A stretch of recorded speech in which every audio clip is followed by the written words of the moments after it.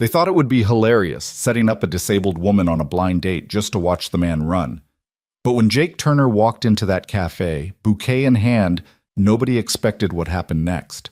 What started as a cruel prank became the story that shattered the internet and exposed a secret that would change everything. This is the true story of deception, dignity, and the CEO nobody saw coming. Stay until the end and comment your city so I can see how far this story travels. The afternoon sun filtered through the floor-to-ceiling windows of Lumiere Cafe, casting golden rectangles across the marble floor.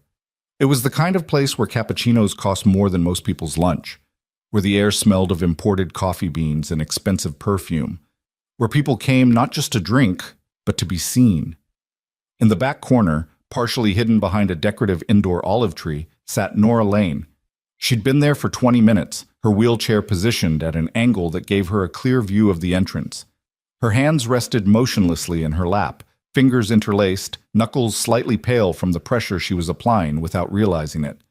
She wore a cream-colored blouse that she'd changed 3 times that morning, paired with tailored navy pants that her assistant had helped her select. Her dark hair fell in soft waves around her shoulders. She'd spent an embarrassing amount of time on it, which now felt foolish. This was a mistake. She'd known it the moment she agreed. 20 feet away, clustered around a different table like vultures around carrion, sat the people who'd orchestrated this entire charade. Brittany Chen, her perfectly highlighted hair catching the light as she whispered to the others. Marcus Webb, his expensive suit doing nothing to hide the cruelty in his eyes as he held up his phone, camera ready. And Sarah Kim, who'd been Nora's college roommate once, back when they'd both been different people, back before the accident that had changed everything. "Do you think he'll actually show?" Brittany's voice carried just enough for Nora to hear, though she pretended not to. "I mean, when Dave told him about her, he must have known." "Dave didn't tell him everything," Marcus said with a smirk that made Nora's stomach turn. "Just said she was going through a hard time. Generic enough to be believable." Sarah laughed, a sound that once upon a time had meant friendship and late-night conversations, but now felt like broken glass. "The look on his face is going to be priceless. I almost feel bad. Almost." "Don't," Brittany said, checking her makeup in her phone's camera. "It's not like we're hurting anyone, it's just a joke. Besides, Nora needs to face reality. Not everyone is going to want to..." "To what?" Nora had rolled closer without them noticing, her voice quiet but sharp enough to cut through their laughter. "Finish that sentence, Brittany." The 3 of them startled like children caught stealing cookies. For a moment, genuine discomfort flickered across their faces before the masks slid back into place. "Nora!" Sarah's voice was too bright, too forced. "We were just saying how great you look. That blouse is really your color." "I heard what you were saying." Nora's hands had moved to her wheels, ready to leave, to spare herself this humiliation. "I don't know why I thought this time would be different." "Oh, come on," Marcus said, leaning back with an ease that came from never having to worry about anything. "It's just for fun. Live a little. When was the last time you even went on a date?" The question hung in the air like smoke. When was the last time? Before the accident, certainly. Before the day that had split her life into before and after. Before she'd become this person she barely recognized, this woman in a wheelchair who people either pitied or ignored, who'd learned to read the subtle shifts in strangers' eyes when they first saw her, the quick assessment, the decision about whether she was worth their time. "That's what I thought," Marcus continued when she didn't answer. "Look, maybe this guy will surprise you. Maybe he'll be cool about it." "And if he's not?" Nora asked quietly. "Then what? You get your laugh, your video to share, and I get another reminder that this," she gestured to her wheelchair, "defines everything about how people see me?" Brittany had the grace to look away. Sarah studied her manicured nails. Only Marcus held her gaze, and what Nora saw there wasn't quite cruelty, but something perhaps worse. Indifference. "He's here," someone whispered urgently. All heads turned toward the entrance, where the door had just opened, bringing with it a gust of autumn air and the man who was about to become the unwitting centerpiece of their entertainment. Jake Turner didn't look like he belonged in Lumiere Cafe. That was Nora's first thought as she watched him pause just inside the entrance. his eyes adjusting to the softer indoor light. He wore a gray work shirt with Turner Repairs embroidered over the pocket, the sleeves rolled up to his elbows, revealing forearms marked with old scars and new grease stains that he'd tried unsuccessfully to scrub away. His jeans were clean but faded, his boots practical rather than fashionable. In his hands, held with unexpected gentleness, was a small bouquet of mixed flowers. Nothing expensive or ostentatious, just daisies and baby's breath wrapped in simple paper. He was perhaps 40, with brown hair that was starting to gray at the temples and lines around his eyes that suggested he smiled often, though at this moment he looked nervous.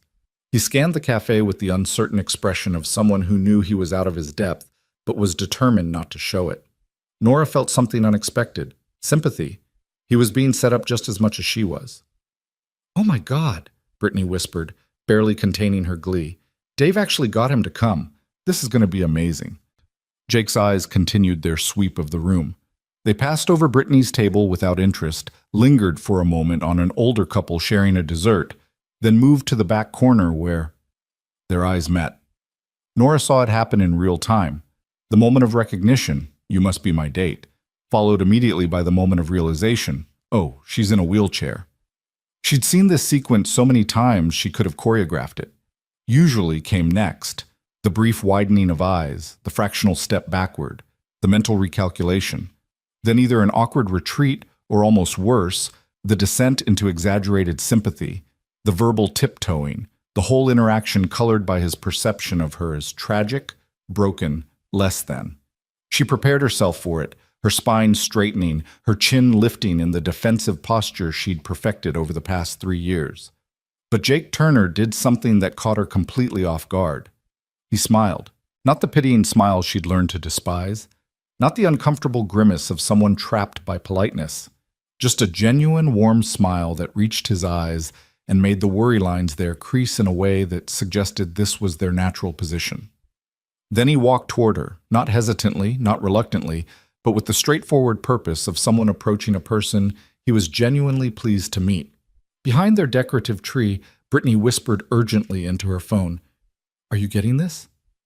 Jake seemed oblivious to their surveillance as he stopped a respectful distance from Nora's table. Up close, she could see that his gray eyes were kind, that there was a small scar above his left eyebrow, that his hands, despite being work-roughened, held those simple flowers with unexpected care. "Hi," he said, and his voice was deeper than she'd expected, with a slight rasp that suggested he'd spent his day talking over the sound of machinery. "I'm Jake. You must be Nora. Must..." She found herself unable to speak for a moment, thrown off balance by the complete absence of the reactions she'd been steeling herself against. Finally, she managed, "That's me. Hi. These are for you." He offered the bouquet, then seemed to realize she might have difficulty taking them from a standing position. Without making a production of it, without drawing attention to the adjustment, he simply shifted to place them gently on the table beside her, angled so she could see them. Nothing fancy, but the woman at the flower shop said daisies mean new beginnings, which seemed appropriate for a first date. Though if I'm being honest, I'm not sure I entirely trust her expertise given that she also tried to sell me something called a relationship succulent, which I'm 90% sure she made up. Despite herself, despite the situation, despite everything, Nora laughed. A real laugh. Surprised out of her, and she saw something lighten in Jake's expression. Relief, maybe, or simple pleasure at having made her smile. "May I sit?" he asked, gesturing to the chair across from her. "Please," she said, and watched as he settled himself with the comfortable ease of someone unbothered by the optics of the moment. No performative chivalry, no obvious discomfort. He just sat down like this was exactly where he wanted to be. From their hidden vantage point, Nora could hear Brittany's whispered commentary. "Okay, so he didn't run. Give it 5 minutes. Once he realizes what he's actually dealing with..." "So," Jake said, pulling a handkerchief from his pocket to wipe a smudge of grease from his thumb, "I should probably apologize up front. My buddy Dave set this up, and he has an unfortunate tendency to oversell me. Whatever he told you, I can promise you I'm about 30% less interesting and 40% more likely to have machinery grease somewhere on my person at any given moment. Case in point." He gestured to the handkerchief with a self-deprecating grin. Nora found herself leaning forward slightly. The handkerchief wasn't just functional. It was clearly handmade, with uneven stitches and what looked like a motto embroidered in multicolored thread, the letters wobbling but earnest. Strong hearts walk farther. That's beautiful, she said without thinking. Did you make it? God, no. My stitching looks like a drunk spider designed it. My daughter made it for me. Mia. She's 9, and she's recently discovered embroidery, which means everything I own now has some kind of inspirational phrase on it. Last week she added "Dream Big" to my work pants. My crew hasn't stopped giving me grief about it. You have a daughter. It wasn't a question, but Jake nodded anyway. Yeah, best thing that ever happened to me, even if she does use me as a canvas for cross-stitch motivation. His smile turned softer, more private. Her mom passed away 4 years ago. Cancer. So it's just been me and Mia figuring things out together. Some days we're better at it than others, but we manage. The casual honesty of it disarmed her completely.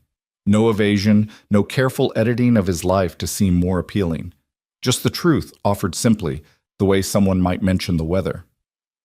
I'm sorry about your wife, Nora said quietly. Thank you. It was the hardest thing we've ever been through. But Mia, she's stronger than I ever could have imagined, resilient in a way that sometimes breaks my heart because no kid should have to be that resilient, you know? He paused, seeming to catch himself. Sorry, Dave warned me I have a tendency to overshare about Mia. She's my favorite topic. Don't apologize. It's nice. And it was. There was something refreshing about his willingness to be vulnerable, to present himself as something other than the smooth, polished version people usually brought to first dates. A waiter appeared with menus, his eyes barely flickering over Nora's wheelchair before addressing his questions pointedly to Jake, as if she couldn't speak for herself. It was a subtle slight, one that happened so often Nora had stopped correcting it. But Jake noticed. I'm sorry, he said to the waiter with unfailing politeness, but I think you meant to hand the menu to my date first. He reached across and took both menus, handing one directly to Nora before taking his own. Thank you. The waiter flushed, mumbled an apology, and retreated. It had taken perhaps 10 seconds, but in that brief exchange, something shifted in Nora's chest. Not pity, not even chivalry exactly, just respect. Simple, uncommon respect. So, Jake said, oblivious to the magnitude of what he'd just done, Dave said you work downtown. What do you do? Nora hesitated. This was usually where things got complicated. She could see Brittany's table from the corner of her eye, phone still raised, waiting for the moment when Jake would learn who she really was. But something about his genuine interest, about the way he'd treated her so far like she was simply a person he'd come to meet, made her want to preserve this moment of normalcy just a little longer. I work in corporate management, she said, which was technically true if you considered CEO a management position. It's demanding, long hours, high stress, not always rewarding, but it has its moments. I can relate to the long hours part, though I'd imagine corporate management is a bit different from crawling under sinks and rewiring breaker boxes. He studied the menu without really seeing it. Can I ask you something, and please tell me if I'm overstepping? Here it comes, Nora thought. The question about her wheelchair, about what happened, about whether it's permanent or if she's getting better. All the invasive questions strangers felt entitled to ask, as if her disability made her public property. Sure, she said, bracing herself. What made you agree to this blind date? Because, honestly, if my friends tried to set me up right now, I'd tell them exactly where they could put their good intentions. So either you're more trusting than I am, or... He trailed off, watching her with those steady gray eyes. Or maybe there's a story there. It was so completely not the question she'd expected that Nora found herself answering honestly. I guess I hoped... She stopped, unsure how to continue without revealing too much. After my accident, a lot of people in my life started treating me differently, like I'd become this fragile thing that might shatter if they weren't careful. I thought maybe meeting someone new, someone who didn't know me before, might be different, might be normal. She immediately regretted the admission. It was too much, too vulnerable for someone she'd known for less than 10 minutes, but Jake just nodded slowly, understanding passing across his features. After Sarah, that's my wife, after she died, People did the same thing to me. Everything became about the tragedy. Like I wasn't Jake anymore, I was the widower. Every conversation started with these pitying looks and careful voices. I wanted to scream at them that I was still me, still here, still capable of laughing without feeling guilty. He met her eyes. So yeah, I get wanting normal. Normal is underrated. From their surveillance post, Nora heard Marcus's voice, louder than he probably intended. This is taking too long. When is he going to bail? Maybe he feels sorry for her, Sarah suggested. But Jake was still talking, leaning back in his chair with the ease of someone settling in for a proper conversation. Mia has this theory that people are like buildings. You know what the strongest part of any building is? It's not the walls or the roof. It's the foundation, the part nobody sees. After Sarah died, I was so focused on holding up the walls, on making everything look okay from the outside, that I forgot about the foundation. Mia reminded me. She said, and I swear this is a direct quote from my 9-year-old, "Daddy, we need to be strong in the invisible parts." She sounds wise beyond her years, Nora said softly. Terrifyingly so. Last week she asked me if I thought love was renewable or finite. I'm still not sure how to answer that one. He paused as the waiter returned for their order. Jake ordered coffee and a sandwich he clearly didn't particularly want, then looked at Nora expectantly. She ordered as well, hyper-aware of Brittany's table, of their watching eyes, of the cameras she knew were still recording. This moment would be online within hours. She could already imagine the comments, the shares, the inevitable distortions of whatever narrative someone wanted to spin. But sitting across from Jake, watching the late afternoon light catch in his graying hair, listening to him talk about his daughter with such unguarded affection, she found it harder to care about what happened after. Right now, in this moment, she was just a woman on a date with a man who seemed to actually see her. "Can I ask about your daughter's motto?" She gestured to the handkerchief, which he'd left on the table between them. "Strong hearts walk farther." That's not just cute embroidery, that means something. Jake picked up the handkerchief, running his thumb over the uneven stitches with obvious affection. After Sarah died, Mia went through a phase where she didn't want to walk anywhere. Not couldn't, wouldn't.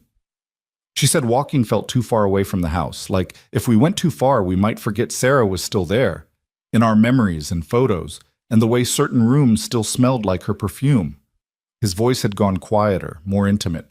Nora leaned forward instinctively. "So I told her a story Sarah used to tell, about how love isn't a place you visit. It's something you carry. Your heart is strong enough to carry it as far as you need to go." And Mia, she latched onto that idea. Within a week, she was embroidering these handkerchiefs for both of us. Strong hearts walk farther. It was her way of saying she was ready to keep moving forward, even though moving forward felt like leaving Sarah behind. Nora felt something break open in her chest, that careful wall she'd built to protect herself from exactly this kind of connection. "That's beautiful," she whispered, "and devastating, but beautiful." "That pretty much sums up grief," Jake said with a sad smile. "Beautiful and devastating, often at the same time." Their coffee arrived, providing a natural pause. Nora used it to study Jake more carefully. There was something unguarded about him, an openness that felt both rare and risky in her world. In her daily life, the part she hadn't told him about yet, people approach conversations like chess matches, every word calculated for advantage, every vulnerability a potential weakness to exploit. Jake Turner didn't seem to know how to play that game, or maybe he simply refused to. "Can I ask what happened?" Jake said suddenly. "With your accident? I mean, only if you want to talk about it. Dave mentioned you'd been through something difficult, but he was characteristically vague, which, knowing Dave, means he either doesn't know the details or he's being uncharacteristically tactful." Nora appreciated that he'd asked directly rather than dancing around it. "Car accident. 3 years ago. A truck ran a red light and T-boned my car on the driver's side, crushed my spine. Doctors said I'd never walk again." She said it matter-of-factly, the way she'd learned to present her trauma, a simple biography rather than ongoing grief. "Jesus," Jake breathed. "And these people." He glanced toward Brittany's table, and Nora realized with a start that he'd been aware of their surveillance all along. "They thought it would be funny to set you up on a date to watch you get hurt again?" The quiet fury in his voice caught her off guard. "You know about them." Hard not to notice three people very obviously filming us and poorly pretending not to. I figured they were your friends, which—" he stopped himself, visibly choosing his words carefully. "Which means either they have a terrible sense of humor or they're not actually your friends." "Probably both," Nora admitted. The relief of someone else seeing it, naming it, was almost dizzying. "They were my friends. Before. Now I don't know what they are.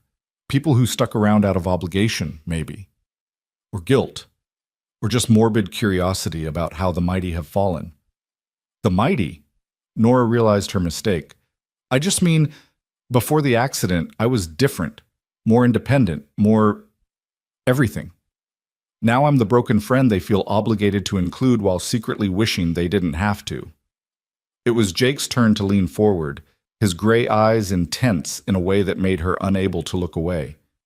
"Can I tell you something? And I know we just met, so maybe I don't have the right to say this, but I'm going to anyway." She nodded, barely breathing. "You're not broken." His voice was gentle but firm. "I've spent the last 40 minutes talking to you, and not once have I thought this woman is less than she was. I've thought this woman is funny, and this woman has kind eyes, and this woman has been through hell and came out the other side. But broken? No. A wheelchair doesn't make you broken any more than my work boots make me uneducated, or Mia's embroidered messages make me less of a man." Nora felt tears prick her eyes and blinked them back furiously. She would not cry in front of Brittany's cameras, would not give them that satisfaction. "Thank you," she managed. "You have no idea how much I needed to hear that." "Then the people in your life aren't saying it enough." From their table, Brittany's voice carried again. "Okay, this is actually getting weird. Is he for real, or is he, trying to be noble before he ghosts her?" Marcus laughed. "Give it time. Reality always sets in." But reality, at least in this moment, seemed to be working against their expectations. Jake and Nora had fallen into an easy rhythm, the conversation flowing from topic to topic with the surprising compatibility of old friends rather than new acquaintances. He told her about the time Mia tried to fix his truck with her toy toolkit and somehow actually improved the radio reception. She shared a carefully edited version of her work challenges, describing the politics of her office without revealing the scale of it. An hour passed, then another. The cafe around them slowly emptied as late afternoon stretched toward evening. Neither seemed to notice. "What's the best part of your job?" Jake asked, stealing a fry from the plate they were somehow now sharing, despite having ordered separately. Nora considered the question. In her real job as CEO of Lane Corp, a commercial real estate empire worth billions, the honest answer would be power, or influence, or the satisfaction of building something lasting. But sitting here, pretending to be just another corporate manager, she found herself reaching for a different truth. "The moments when you actually help someone," she said slowly. "My company works with a lot of different organizations, and sometimes I get to see how the decisions I make ripple outward. A building we develop becomes someone's office. A policy I implement makes someone's job easier. It's not always obvious, and it doesn't always feel meaningful in the day-to-day grind. But when you step back and look at the bigger picture," she trailed off. "What about you?" "Honestly, fixing things." Jake grinned. "I know that sounds simple, but there's something deeply satisfying about walking into a situation where nothing works and walking out having made it right again. Broken dishwasher? Fixed. Faulty wiring? Fixed. Leaky pipe? Fixed. It's straightforward in a way most of life isn't. You know what the problem is, you know what the solution is, and when you're done, you can see the results immediately. I envy that clarity," Nora admitted. "Most of my problems don't have clear solutions." "Like sitting in a cafe being secretly filmed by people who are supposed to care about you?" The bluntness of it made her laugh despite herself. "Yes, exactly like that." Jake's expression sobered. "For what it's worth, I think they're the ones who are broken, not you. It takes a special kind of cruelty to turn someone's vulnerability into entertainment." "They'd say they were helping, pushing me out of my comfort zone, making me face reality." That's what cruel people always say when they're called out. Jake finished his coffee, his hands wrapped around the cup even though it must have gone cold by now. "Real help looks like showing up when someone needs you. listening without trying to fix everything, treating someone with dignity especially when the rest of the world doesn't. Is that what you think you're doing? Nora asked quietly. Treating me with dignity? I'm treating you like a person I'm genuinely enjoying spending time with, which happens to be true. He met her eyes. I came here today nervous as hell, convinced Dave had oversold me, and I'd somehow disappoint you. I didn't come here to be noble or prove anything. I just came hoping to have a decent conversation with someone new. And instead I got... He gestured between them. This, whatever this is, it's been the best afternoon I've had in longer than I can remember. The sincerity in his voice was almost painful. Nora had spent 3 years surrounded by people who either pitied her or used her, who saw her wheelchair before they saw her, who made every interaction about her limitations rather than her capabilities. And here was this mechanic in a work shirt with grease under his fingernails and his daughter's embroidery in his pocket, treating her like she was simply a woman worth knowing. Jake, she started, then stopped, unsure what she wanted to say. That this had been extraordinary, that she hadn't felt this scene in years, that she was terrified of what would happen when he learned the full truth about who she was. Before she could find the words, a commotion erupted from Brittany's table. Marcus had stood abruptly, his chair scraping loudly against the floor. This is ridiculous, he announced loudly enough for the entire cafe to hear. Nora, seriously? You're really going to sit there and pretend this is real? Every head in the cafe turned. Nora felt her face flush hot with humiliation and anger. This was it. The moment they'd been waiting for, when they could expose the situation and humiliate them both. But Jake was already standing, his movement calm but purposeful. He didn't look angry, just deeply disappointed in a way that was somehow worse. I'm sorry, Jake said, his voice carrying clearly through the sudden silence. But who are you, and why do you think you're part of this conversation? Marcus faltered slightly, clearly not expecting to be directly confronted. I'm her friend, and you're just some guy Dave found. This whole thing is a joke. A joke, Jake repeated slowly, like he was testing the weight of the word. You orchestrated a situation where someone you claim to care about would be publicly humiliated. You filmed it without her consent, and you think calling it a joke makes it okay. It was supposed to be funny. She'd see the guy's face when he realized. Marcus stopped, seeming to realize he was revealing too much. When he realized what? That she uses a wheelchair? Jake's voice remained calm, but there was steel underneath it now. I'm confused about what part of that was supposed to be funny. Could you explain it to me? Slowly, so I can understand. Brittany jumped in, her voice too bright. It's not like that. We were trying to help Nora get back out there. She's been hiding herself away since the accident, and we thought, you thought you'd force her into a humiliating situation and film it for your entertainment, Jake finished. That's not help. That's cruelty dressed up in concern. Sarah finally spoke, and there was something genuine in her voice, guilt maybe, or shame. We didn't mean for it to go like this. We thought you'd react differently, that you'd be uncomfortable, or I'd run? Jake asked quietly. You set this up hoping I'd take one look at Nora and leave, so you could comfort her afterward and tell her, see, this is reality. This is what you should expect? He shook his head slowly.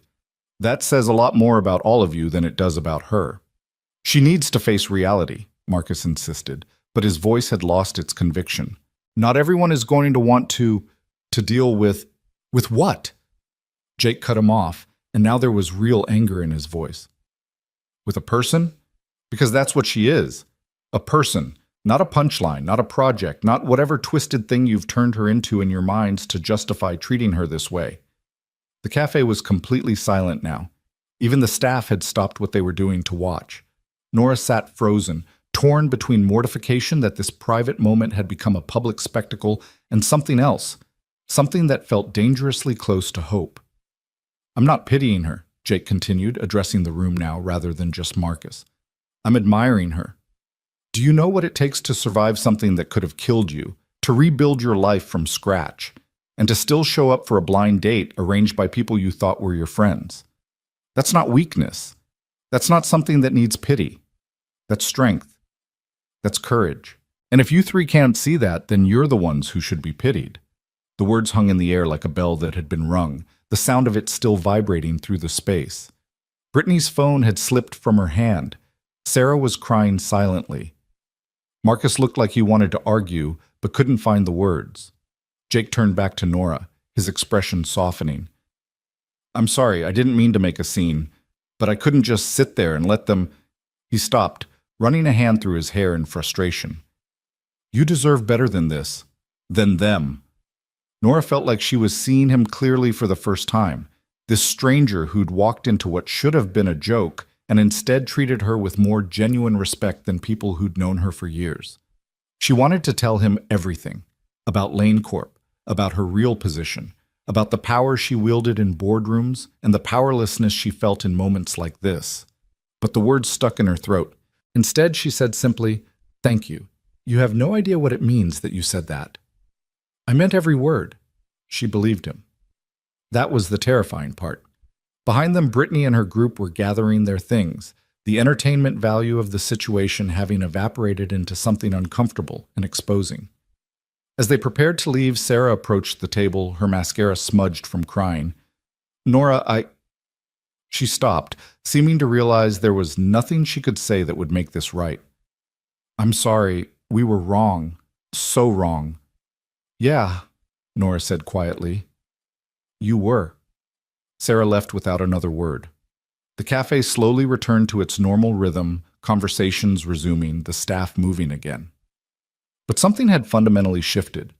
Nora could feel it in the way other patrons were looking at her now, not with pity, but with respect. Or maybe curiosity, or maybe just recognition that they'd witnessed something real in a place usually defined by performance. Jake sat back down, and for a long moment, neither of them spoke. The bouquet of daisies sat between them, a reminder of how this had started, with simple flowers and the promise of new beginnings. I should probably apologize for the scene, Jake said eventually.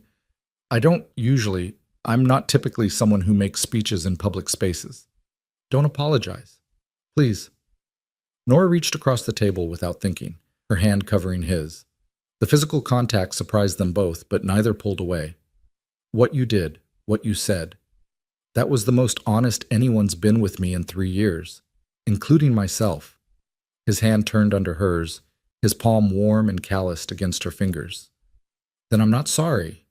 The light outside had shifted into the golden hour, that brief window when everything looked softer, more forgiving. Through the window, Nora could see people passing by on the sidewalk, some hurrying, some strolling, all of them living their own stories, facing their own challenges, carrying their own invisible burdens. Can I ask you something? Nora said, her hand still in his, and you have to promise to answer honestly. Okay. Why are you really still here? After everything that just happened, after finding out you were set up, after watching my so-called friends implode in public, why are you still sitting at this table? Jake was quiet for a moment, considering the question with the same care he'd brought to everything else that afternoon. When he finally spoke, his voice was soft but certain. Because in the 2 hours I've been sitting here, I've laughed more than I have in months. Because you're smart and funny and you challenge me in ways I didn't expect. Because your eyes light up when you talk about work, even though you're trying to act like it's boring. Because when you smile, really smile, not that polite version you put on, it's like watching the sun come out. He paused. And because I came here hoping to meet someone interesting, and I did. Everything else, the setup, your so-called friends, the cameras, that's just noise. But this? He squeezed her hand gently. This feels real. Does that make sense? It made perfect sense. It made terrifying, wonderful, impossible sense. Jake, there's something I need to tell you, Nora started, finally ready to reveal the truth about who she really was, about Lane Corp and her position and everything she'd been holding back. But Jake's phone buzzed insistently against the table. He glanced at it and winced. I'm so sorry. That's Mia's school. I have to take this. He answered, and Nora watched his expression shift from concern to understanding to the particular kind of patience that came from experience. Uh-huh. Right. Did she remember to carry the one? No, that's the problem. Division, not multiplication. Can you put her on? There was a brief pause, then his voice softened even more. Hey, Bug, what's this I hear about math trauma? I know, fractions are cruel and unusual punishment. Tell Miss Hendricks I said so, because Miss Hendricks gives me that look that means she thinks I'm being a bad influence, that's why. He was smiling as he said it. Listen, I'm going to be home in about 20 minutes. We'll tackle it together, okay? With ice cream. Yes, even on a Tuesday. This situation calls for ice cream. Love you too, Bug. He hung up and turned back to Nora with an apologetic smile. Math emergency. Apparently fractions are the work of the devil and only ice cream can combat them. You should go, Nora finished, trying not to let her disappointment show. Your daughter needs you.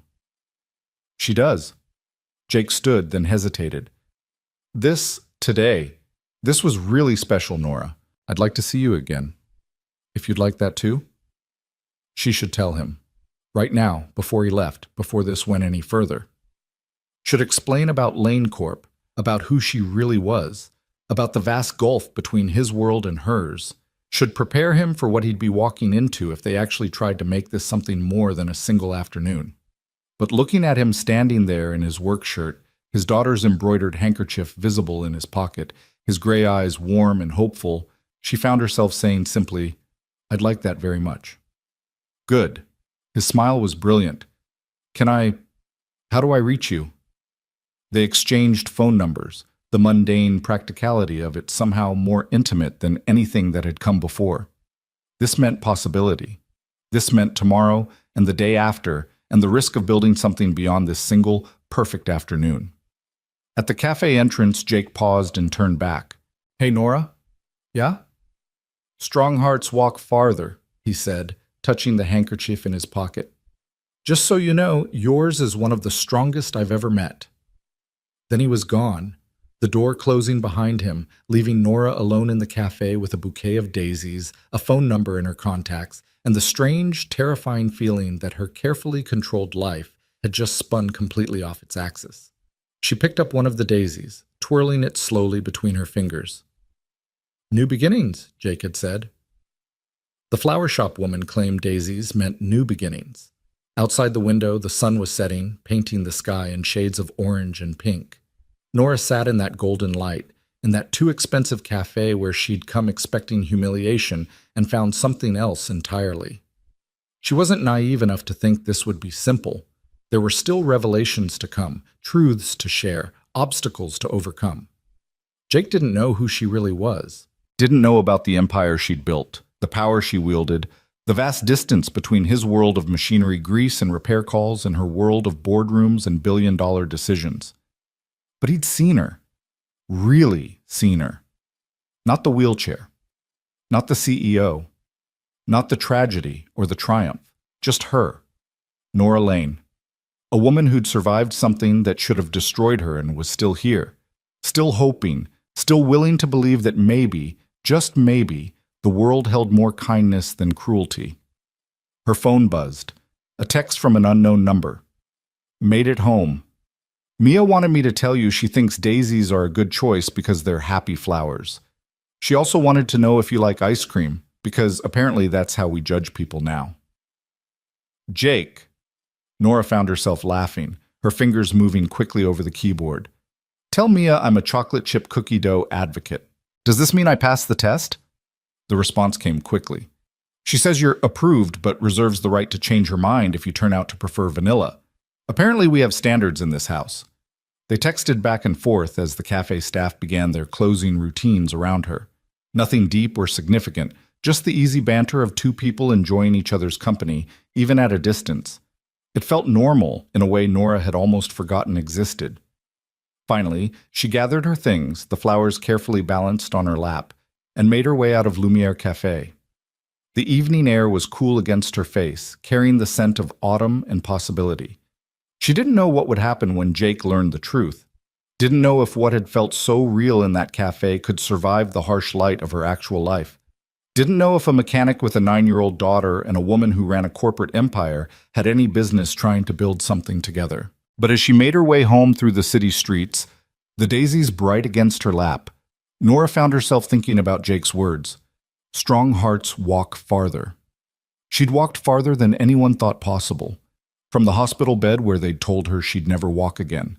From the wheelchair that had become her reality. From the friends who'd turned into strangers and the life that had shattered into something unrecognizable. She'd walked farther than that. And maybe, just maybe, she could walk farther still. Even if it meant walking into uncertainty. Even if it meant risking her heart after 3 years of keeping it safely locked away. Even if it meant believing that somewhere in this complicated, often cruel world, there was space for simple kindness, for genuine connection, for the possibility that new beginnings weren't just something flower shops made up to sell daisies. Her phone buzzed again.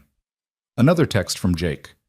Mia wants to know your last name. Says she needs to do a full background check because she's protective of her dad. I told her that's slightly creepy, but she insists it's responsible parenting. I may have created a monster. Nora's fingers hovered over her phone. This was the moment. She could tell him now. Lane. Nora Lane. Yes, that Lane. Of Lane Corp. The CEO you've probably seen in the business section of the newspaper. Instead, she typed, Tell Mia she can have 3 questions, and I promise to answer honestly. That seems like a fair background check. She says, 1. What's your favorite color? 2. Do you like dogs? 3. Are you nice to my daddy? Nora smiled, her heart doing something complicated in her chest. Blue. I love dogs. And yes, I try to be very nice to your daddy. She says you pass. Welcome to the inner circle. It's small but loyal. The text stopped there, presumably because Jake had been pulled into the complicated world of fractions and ice cream that awaited him at home. Nora sat in her car for a long moment before starting the engine, watching the cafe lights through the windshield.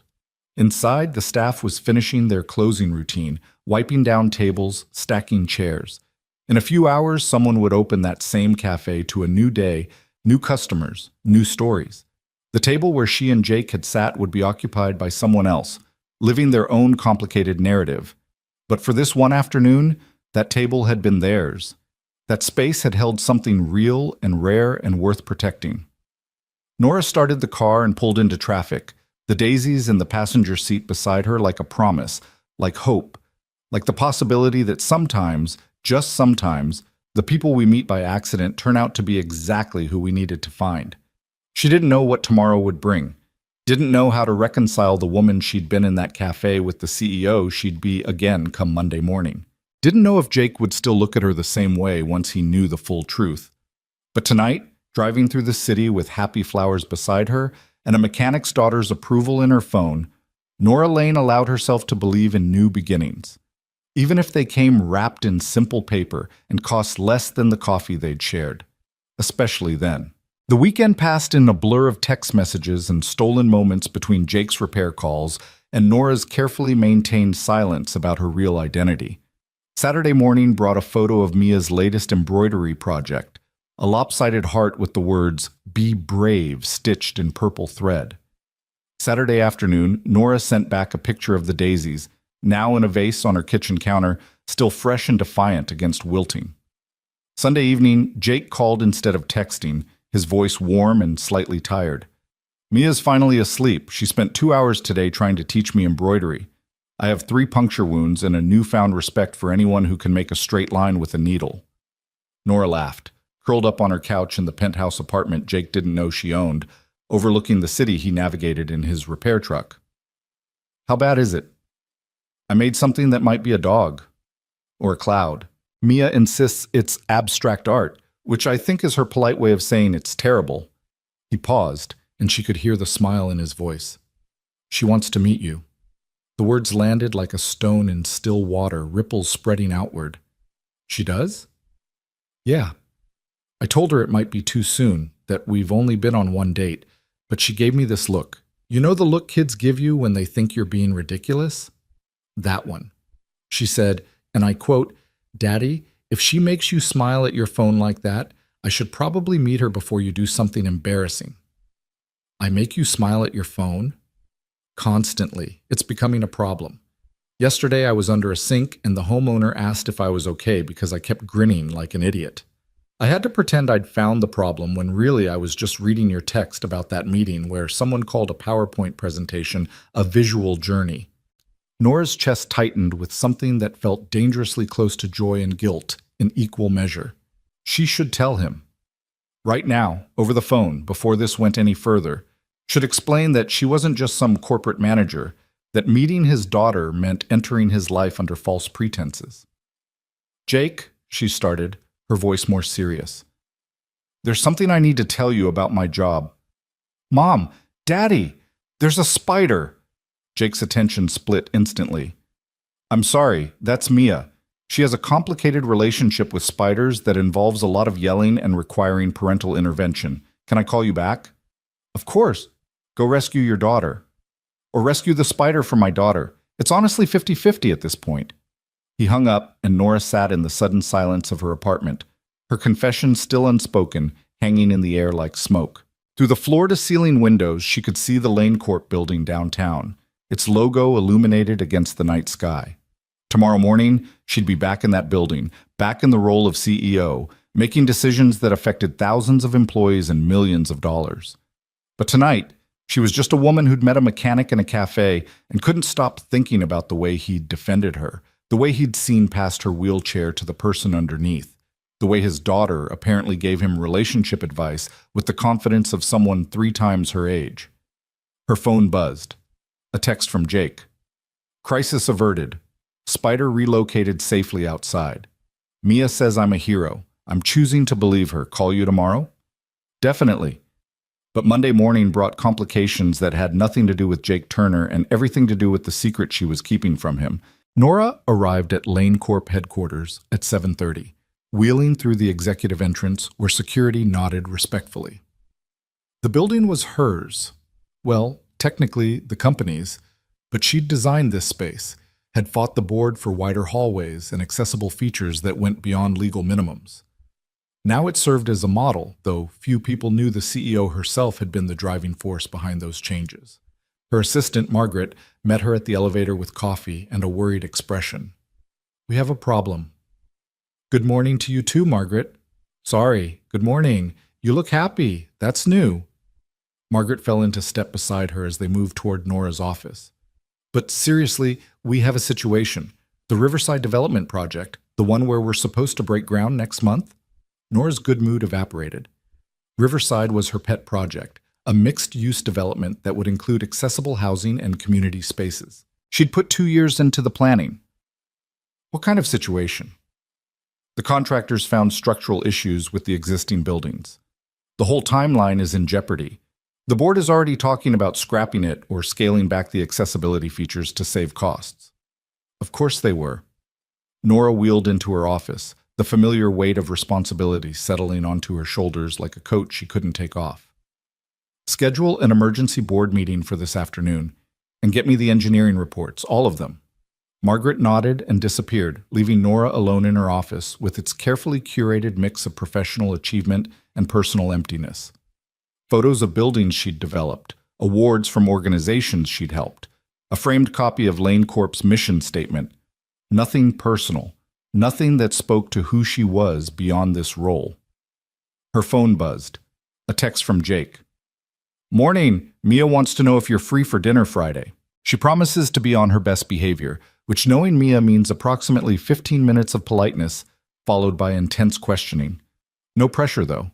I know meeting the kid is a big step. Nora stared at the message, torn between wanting to say yes and knowing she was building something on a foundation of omission. Before she could respond, her office door opened and Robert Chen walked in, board member, old family friend, and one of the few people who'd known her father. Nora, we need to talk about Riverside. I'm aware of the situation, Robert. Then you know we need to be practical about this. The accessibility features you've insisted on, they're expensive, and with these structural issues, those features are non-negotiable. Nora's voice was steel.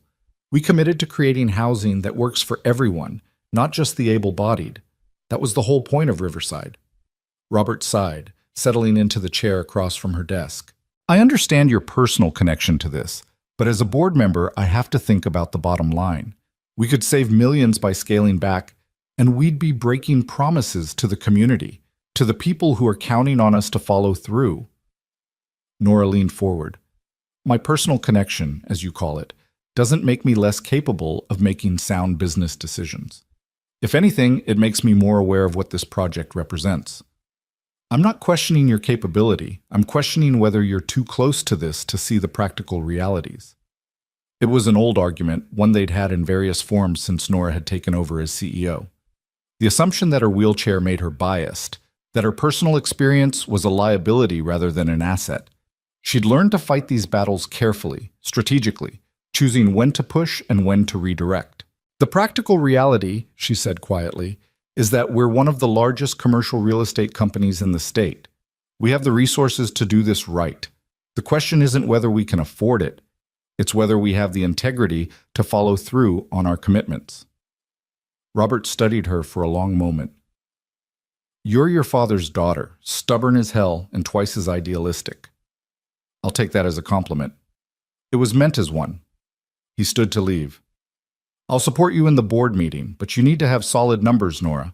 The other members won't be swayed by idealism alone. After he left, Nora spent the next 3 hours buried in engineering reports and cost projections, building the case she'd need to save Riverside. It was exhausting work, made more so by the knowledge that she was fighting not just structural issues, but institutional bias, the quiet assumption that accessibility was a luxury rather than a necessity. Her phone buzzed periodically with texts from Jake, photos of his morning jobs, a complicated rewiring situation, a flooded basement, the stray cat that had apparently adopted his truck as a napping spot. Each message was a small window into a life completely separate from hers, and each one made the gulf between them feel wider. At noon, Margaret appeared with lunch and another worried expression.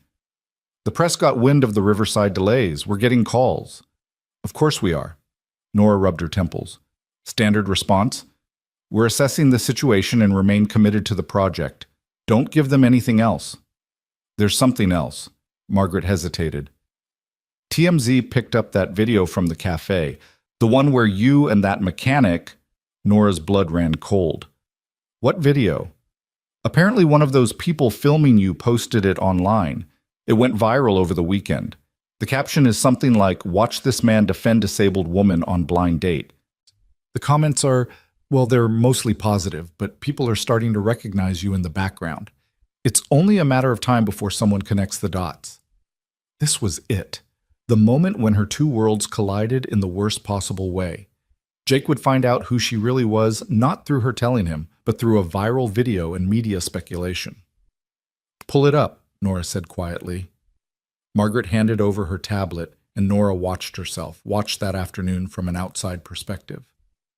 There was Jake standing up to Marcus, his voice clear and unwavering. I'm not pitying her. I'm admiring her. There was her own face, visible in profile, showing more emotion than she'd realized she'd been displaying.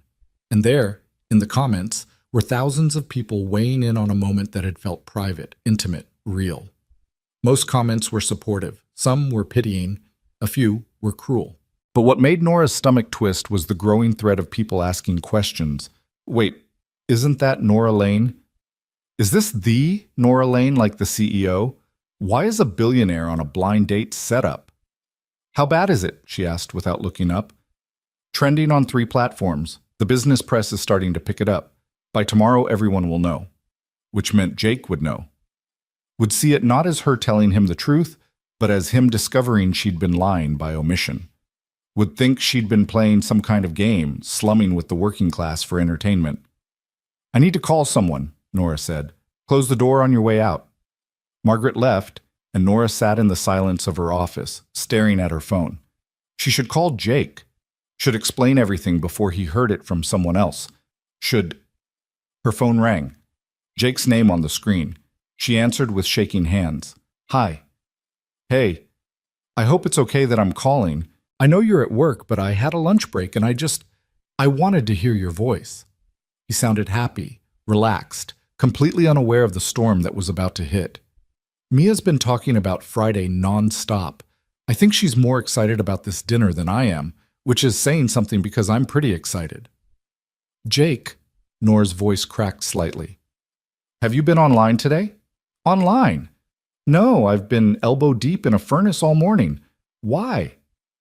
There's a video from the cafe. Someone posted it, and people are seeing it, a lot of people. A pause.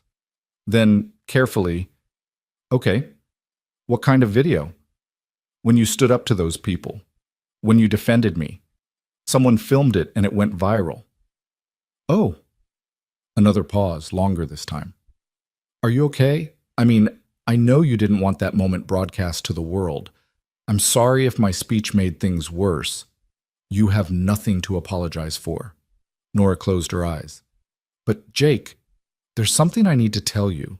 Something I should have told you on Friday, but I wasn't ready, or I was scared, or I just wanted one afternoon where I could be normal. And now it's going to come out anyway, and you're going to think I was lying to you. Nora, breathe. His voice was calm, grounding. Whatever it is, just tell me. We'll figure it out. I'm not just a corporate manager. The words came out in a rush. I'm the CEO of Lane Corp. The woman in that cafe, the one you defended. I run a billion-dollar company. I own half the commercial real estate downtown. I'm not who you think I am. The silence that followed felt infinite. Nora could hear her own heartbeat, could hear the distant sounds of the city through her office windows, could hear everything except Jake's voice. Finally, Lane Corp. As in the Lane building? The one with the logo I see every time I drive downtown? Yes. The company that owns the Riverside project? The one that's been in the news for the Accessible Housing Initiative? Yes. Another pause. Then, to her complete surprise, Jake laughed. Not cruelly, not bitterly, just genuinely amused. Okay, wow. That's definitely bigger than corporate management. Why didn't you tell me? Because when you looked at me in that cafe, you saw me. Just me. Not my company, not my bank account, not my position. You treated me like a person, and I haven't felt like just a person in so long. Her voice dropped to almost a whisper. I was afraid if you knew, everything would change. Nora. Jake's voice was gentle. I'm a mechanic who drives a 15-year-old truck and still can't figure out how to get grass stains out of work pants. My daughter's idea of fine dining is when we spring for the good pizza place instead of frozen. I'm not exactly in your league here. Jake, that's not what this is about. Isn't it? You were afraid I'd treat you differently if I knew you were rich and powerful, which, fair point, a lot of people would. But Nora, I'm not interested in your bank account. I'm interested in the woman who laughed at my jokes, who talked to me about grief and loss and moving forward. That person doesn't change just because she has a corner office. Relief flooded through her so suddenly she felt dizzy. You're not angry? I'm not angry.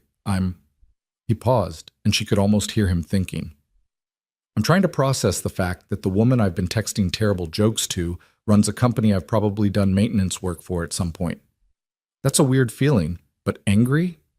No, if anything, I'm more convinced that your so-called friends are terrible people. Who sets up a CEO on a prank blind date? People who thought it would be funny to watch me fail. People who underestimated you. Jake's voice turned more serious. Here's what I'm thinking. This video thing, it's going to be weird for a while. People are going to have opinions. But at the end of the day, it doesn't change Friday, does it? You still want to have dinner with me and Mia? Because we still want to have dinner with you, CEO or not. Nora felt tears prick her eyes for the second time in 4 days. I would love to have dinner with you and Mia. Good. That's settled. Now I have to go because this furnace isn't going to fix itself, and also because I need to process the fact that I told a billionaire CEO that my idea of a good date venue is probably going to be embarrassingly beneath her standards. Jake, I'm kidding. Mostly. We'll figure it out. Call me tonight? Definitely. After they hung up, Nora sat motionless in her chair, staring at the city beyond her windows. He knew. The secret that had been eating at her for days was out, and instead of disaster there was understanding, acceptance. The same straightforward decency he'd shown in the cafe, now applied to this new, complicated information. Margaret knocked and entered without waiting. The board meeting is in an hour. Are you ready? Was she ready? To walk into that room and fight for Riverside, knowing that by tomorrow every board member would have seen the video, would have opinions about her personal life. would question whether she was too distracted to lead, to maintain her professional composure while her private life was being dissected by strangers online? "I'm ready," Nora said, and meant it. The board meeting was exactly as brutal as she'd anticipated. 6 men and 2 women sat around the massive conference table. Financial reports spread before them like evidence at a trial. Robert Chen nodded at her as she wheeled to her place at the head of the table, but the others wore expressions ranging from concern to openly hostile. "Let's begin," Nora said, pulling up her presentation. "I've reviewed the engineering reports for Riverside, and while the structural issues are significant, they're not insurmountable. I've prepared 3 scenarios. Before we get into that," interrupted Martin Frost, the board's longest-serving member and biggest pain in Nora's side, "I think we need to address the elephant in the room." Here it comes, Nora thought. "There's a video circulating online," Martin continued, "showing you in what appears to be a personal situation. Some board members have expressed concern about how this reflects on Lane Corp." "My personal life has no bearing on my professional capabilities," Nora said evenly. "Doesn't it? You're the face of this company, Nora. When you're involved in viral videos about blind dates and disability, it raises questions about judgment, about what exactly?" Nora's voice was quiet, but dangerous. "About whether a disabled woman should be allowed to have a personal life? About whether being CEO means I forfeit my right to privacy?" "That's not what I'm saying." "Then what are you saying, Martin? Because from where I'm sitting, it sounds a lot like you're suggesting that my wheelchair makes me a liability to this company. That being publicly disabled, because that's what you're really concerned about, isn't it, makes me unfit to lead." The room went silent. Even Martin seemed to recognize he'd walked into a trap. "What that video shows," Nora continued, her voice steady, "is a man treating me with basic human dignity in a situation where others sought to humiliate me. If that somehow embarrasses Lane Corp, then we have much bigger problems than structural issues at Riverside." Robert cleared his throat. "I think what Martin is trying to say, poorly, is that we're concerned about distractions. The Riverside project needs your full attention." "And it has my full attention, which is why I've spent the last 6 hours developing solutions instead of worrying about internet comments." Nora pulled up her presentation. "Now, if we're done discussing my personal life, can we address the actual business at hand?" The meeting proceeded with tense efficiency. Nora presented her 3 scenarios, each one preserving the accessibility features while addressing the structural concerns through different approaches. The costs varied, but all were feasible within Lane Corp's substantial budget. "The question," she concluded, "isn't whether we can afford to do this right. It's whether we're willing to. Riverside represents more than just profit margins. It represents our values as a company, our commitment to the communities we build in. If we scale back on accessibility to save money, we're sending a message about what we really prioritize." "That's all very idealistic," Martin said, "but shareholders care about returns, not messages." "Shareholders care about sustainable growth and positive brand reputation," Nora countered, "both of which will damage if we abandon our commitments at the first sign of difficulty. The press is already watching this project. If we cut corners now, that's the story that goes viral, not some board member's concerns about my dating life." The vote, when it came, was closer than Nora would have liked.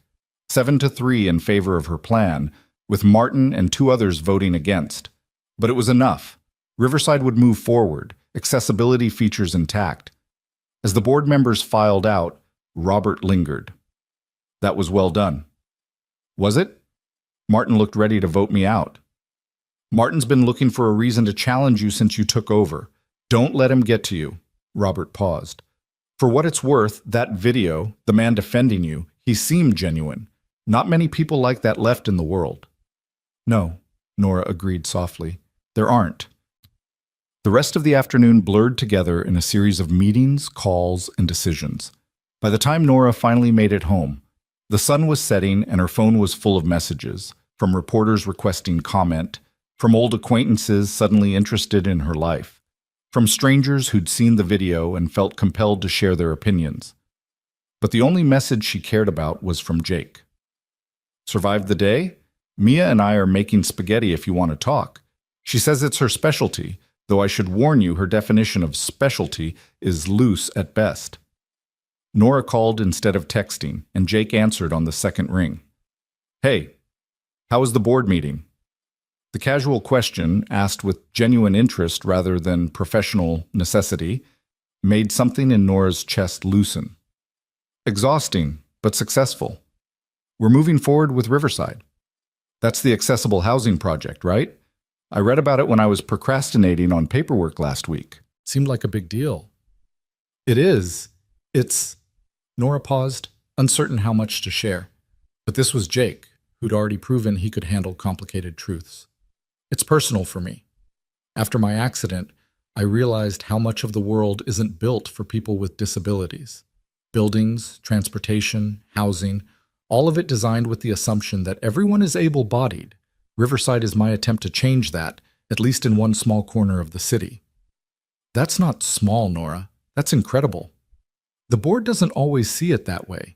Today there were questions about whether I was too personally invested to make rational decisions. Jake was quiet for a moment. In the background, she could hear Mia singing something off-key.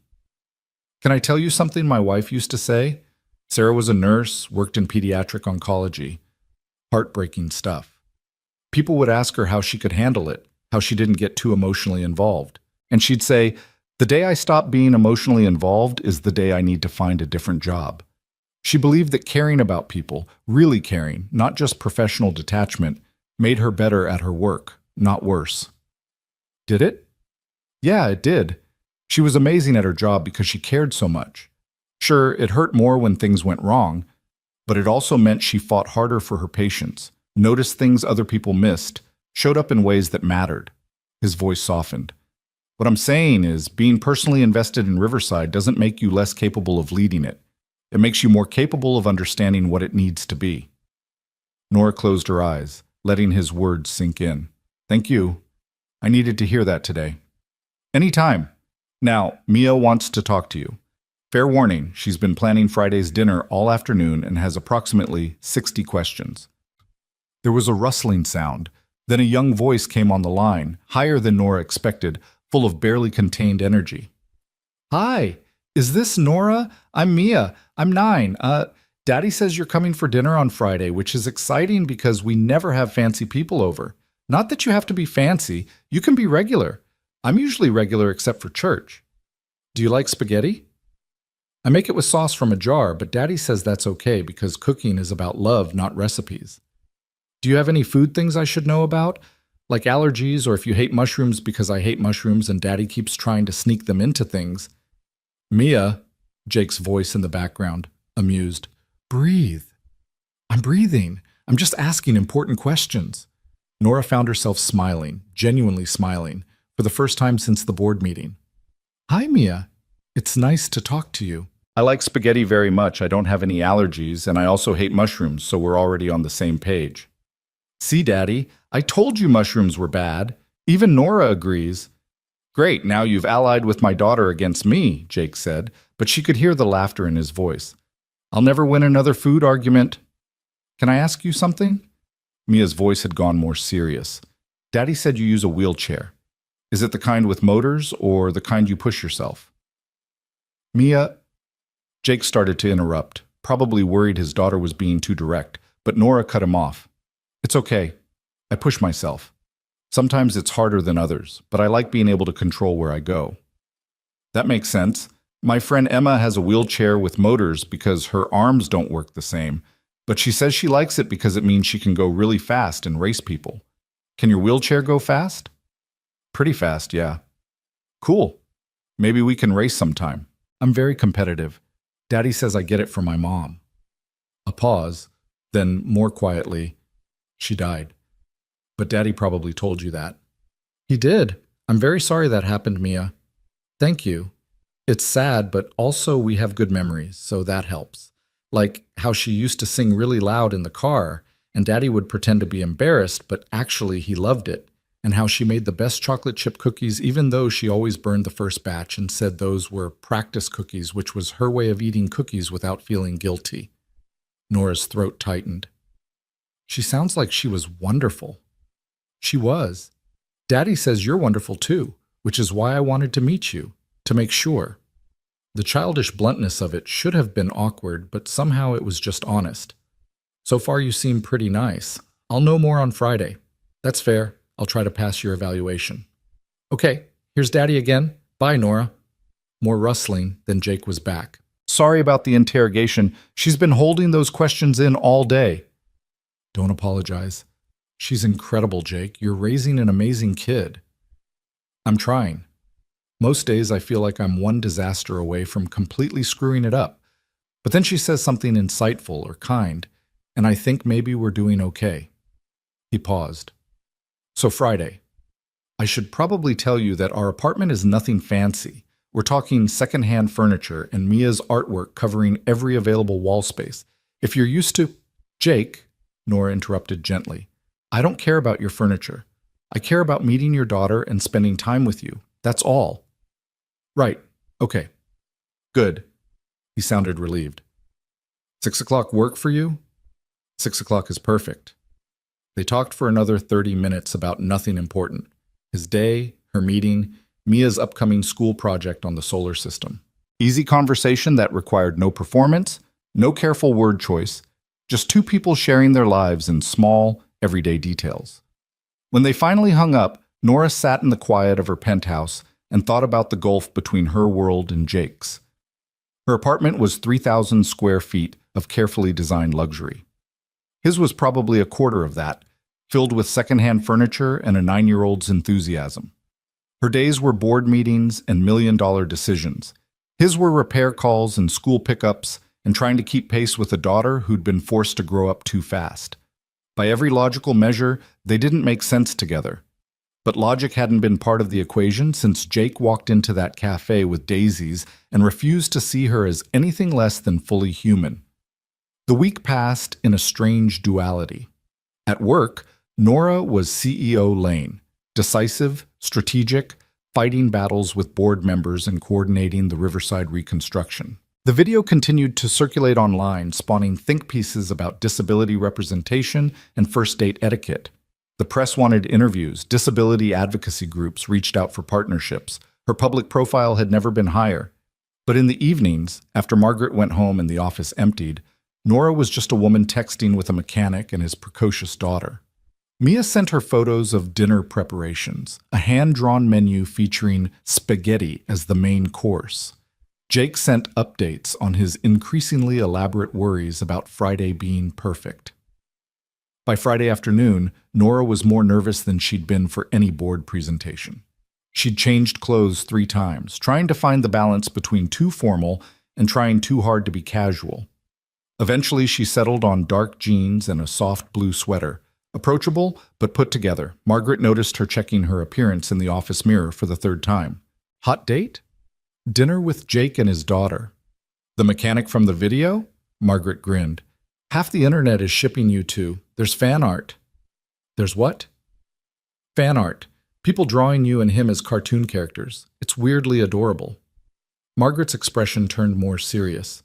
For what it's worth, I think he seems good for you. I've worked for you for 5 years and I've never seen you this, I don't know, present? Like you're actually living instead of just working. Is it that obvious? To someone who sees you every day? Yeah. Margaret gathered her things to leave. Have fun.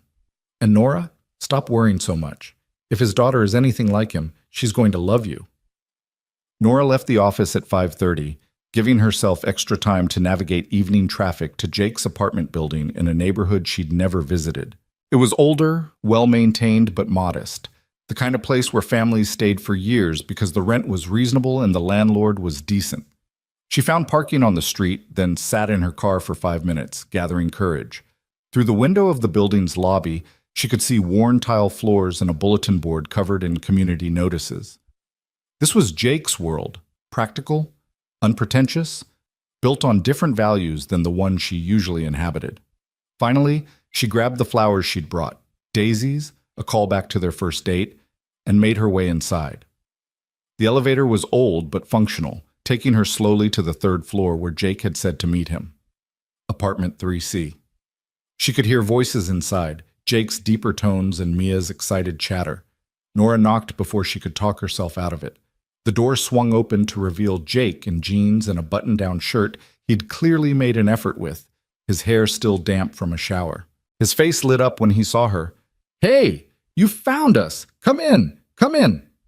The apartment was exactly as he'd described, small but cozy, with mismatched furniture and every wall covered in Mia's artwork. Crayon drawings of families and flowers, watercolor attempts at landscapes, embroidered pieces framed with obvious pride. The kitchen was barely separated from the living room, and something on the stove smelled genuinely good. "Nora's here," Jake called over his shoulder. "Mia, company." A small whirlwind emerged from what must have been a bedroom. 9 years old, dark hair in a ponytail, wearing a dress she'd clearly chosen herself based on the clashing patterns. Mia stopped 3 feet from Nora, studying her with the intense focus children bring to important evaluations. "Hi," Mia said finally. "You're taller than I thought you'd be. I mean, sitting down, in your chair. Is that rude to say? Daddy says I should think before I talk, but sometimes I forget." Nora laughed, charmed despite her nervousness. "It's not rude, and you're exactly as smart as your dad said you'd be." "Did he tell you I'm a genius?" "Because I told him to tell you I'm a genius, but he said that's something I have to prove, not announce." "Sound advice," Jake muttered, taking Nora's coat. "Can I get you something to drink? We have water, juice that's probably too sweet, and wine that I bought specifically for tonight because I don't usually drink wine and had to ask the guy at the store what goes with spaghetti." "Wine would be great, thank you." As Jake moved to the kitchen, Mia circled Nora's wheelchair with undisguised curiosity. "Can I ask questions about your chair? Daddy said I should wait for you to offer, but I'm very curious and also waiting is hard." "You can ask questions. Okay? How fast does it go? Can you do wheelies? Is it hard to reach high shelves? Do people treat you different because of it? Does it hurt when people stare? What happened to make you need it? Can you still feel your legs? If you could walk again, would you want to, or are you okay? How you are?" "Mia," Jake called from the kitchen, "maybe one question at a time?" "It's okay," Nora said, impressed by the directness that adults usually avoided. "Let's see, pretty fast, no wheelies yet, but I'm working on it. Yes, high shelves are annoying. Yes, people treat me differently, and sometimes it hurts. I was in a car accident. I can feel some things, but not everything. And..." She paused on the last question, giving it the weight it deserved. "I've spent a lot of time thinking about that last one. At first I would have done anything to walk again. Now, I'm not sure. This wheelchair is part of who I am. If I could walk again, I'd be different, and I don't know if I'd want to lose who I've become." Mia considered this gravely. "That makes sense, like how Daddy says he'll always miss Mommy, but he's also not the same person he was before she died. And that's okay because people are supposed to change." "Exactly like that." "Okay, I think you passed." Mia stuck out her hand formally. "Welcome to our home. Dinner will be ready in 15 minutes. Do you want to see my room? I cleaned it special, which means I shoved everything in my closet, but Daddy said that counts." Nora shook her hand solemnly. "I would love to see your room." What followed was a whirlwind tour of Mia's space. A small bedroom made enormous by the personality crammed into it. More artwork covered the walls, books overflowed from shelves. A bulletin board displayed photos of a woman who must have been Sarah, her smile bright in every image. "That's Mommy," Mia said, noticing Nora's gaze. "She was really pretty and funny, and she gave the best hugs. Daddy says I hug like her, which makes him sad and happy at the same time. She looks wonderful, and you're right, she was very pretty. You look like her." Mia beamed. "Really? Daddy says that too, but I thought maybe he was just being nice." They returned to the main room where Jake was setting the table with careful attention to making everything accessible for Nora. He'd thought about sight lines, about arm reach, about the small accommodations that most people never considered. It made her chest ache in the best way. Dinner was chaotic and perfect. The spaghetti was actually good. Mia's sauce from a jar approach paired with garlic bread that Jake admitted he'd made from scratch because some things are worth the effort. They talked about everything and nothing. Mia dominating the conversation with stories about school and her friends and her ongoing campaign to get a dog. Because every family needs a dog, Daddy. It's basically a requirement for happiness. "We've been over this," Jake said patiently. "Our building doesn't allow dogs." "Then we should move. Nora probably lives somewhere that allows dogs. Don't you, Nora? Tell Daddy we should get a dog." Jake shot Nora an apologetic look. "Don't drag our guest into this ongoing debate." But Nora was laughing, genuinely delighted by the domestic normalcy of it all. I do live somewhere that allows dogs, but I don't have one because I work too much. See? Even rich people don't have dogs because of grown-up reasons. Mia sighed dramatically. Being a grown-up sounds terrible. It has its moments, Jake said, his eyes meeting Nora's across the table, something warm passing between them. After dinner, Mia insisted on showing Nora her embroidery work, spreading dozens of pieces across the coffee table. Each one had a different motto or saying, stitched with varying degrees of skill but unwavering enthusiasm. This one's my favorite, Mia said, holding up a piece that said, "Be brave," in crooked purple letters. I made it after Mommy died when I was scared all the time. Daddy helped me with the spelling. It's beautiful, Nora said honestly. You can have it if you want. I make extras sometimes for people who need them. Mia looked at her seriously. Do you need it? To be brave? The question, asked with such innocent wisdom, hit harder than any board meeting challenge. Yeah, Nora admitted. I think maybe I do. Okay, then it's yours. Mia handed it over ceremoniously. Daddy says being brave doesn't mean you're not scared. It means you do stuff anyway. Jake cleared his throat from the kitchen, clearly emotional. Okay, Bug, maybe let's give Nora some breathing room. But Nora held the embroidered piece carefully, tracing the uneven letters. Thank you, Mia. This means more than you know. The evening wound down slowly. Mia eventually fell asleep on the couch during a movie she'd insisted they all watch together. Jake carried her to bed with practiced ease, then returned to where Nora waited. Well, he said, settling onto the couch beside her. Verdict? She's incredible. You're raising an extraordinary human. She likes you too, I can tell. He ran a hand through his hair. I was worried this would be weird, that my life, our life, would seem small compared to what you're used to. Nora turned to face him fully. Jake, I live in a penthouse that's too big for one person, surrounded by things I bought because I could afford them, not because I needed them. I go to board meetings and charity galas and industry events where everyone performs being happy. Tonight, dinner with you and Mia, listening to her talk about dog campaign strategies, watching her fall asleep during a movie. This felt more real than anything I've experienced in years. Yeah? Yeah. They sat in comfortable silence, the apartment quiet except for the distant sounds of the city outside. Through the window, Nora could see lights in other apartments, other lives being lived, other small moments of connection happening simultaneously across the city. Can I ask you something? Jake said eventually. When did you know that what happened in the cafe was going to turn into this? Nora thought back to that afternoon, to the moment Jake had stood up to her so-called friends. When you said you weren't pitying me, you were admiring me. Nobody had said anything like that since my accident. Everyone else saw my wheelchair first and built everything else around that.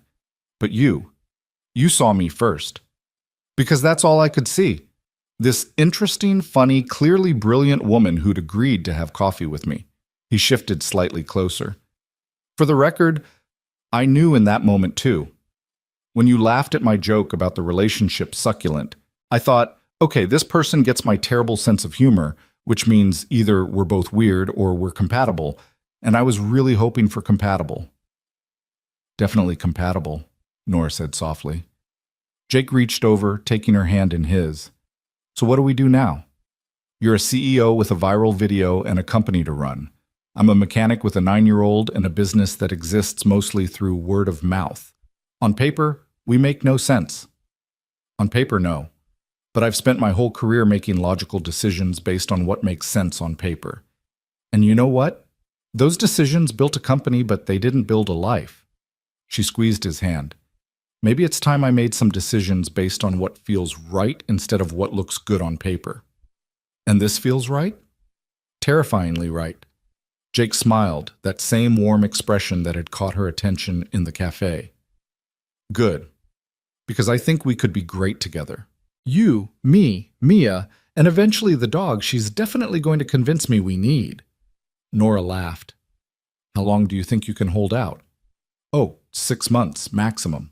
She's very persuasive. He glanced toward Mia's room. Fair warning, if this continues, if we keep seeing each other, she's going to get attached. And I need to know you're ready for that. For not just dating me, but being part of her life. The weight of the question settled between them. This wasn't just about the two of them anymore. It was about a 9-year-old who'd already lost her mother, who'd learned to be brave in purple embroidery, who needed stability more than romance. I can't promise I'll be perfect at it, Nora said honestly.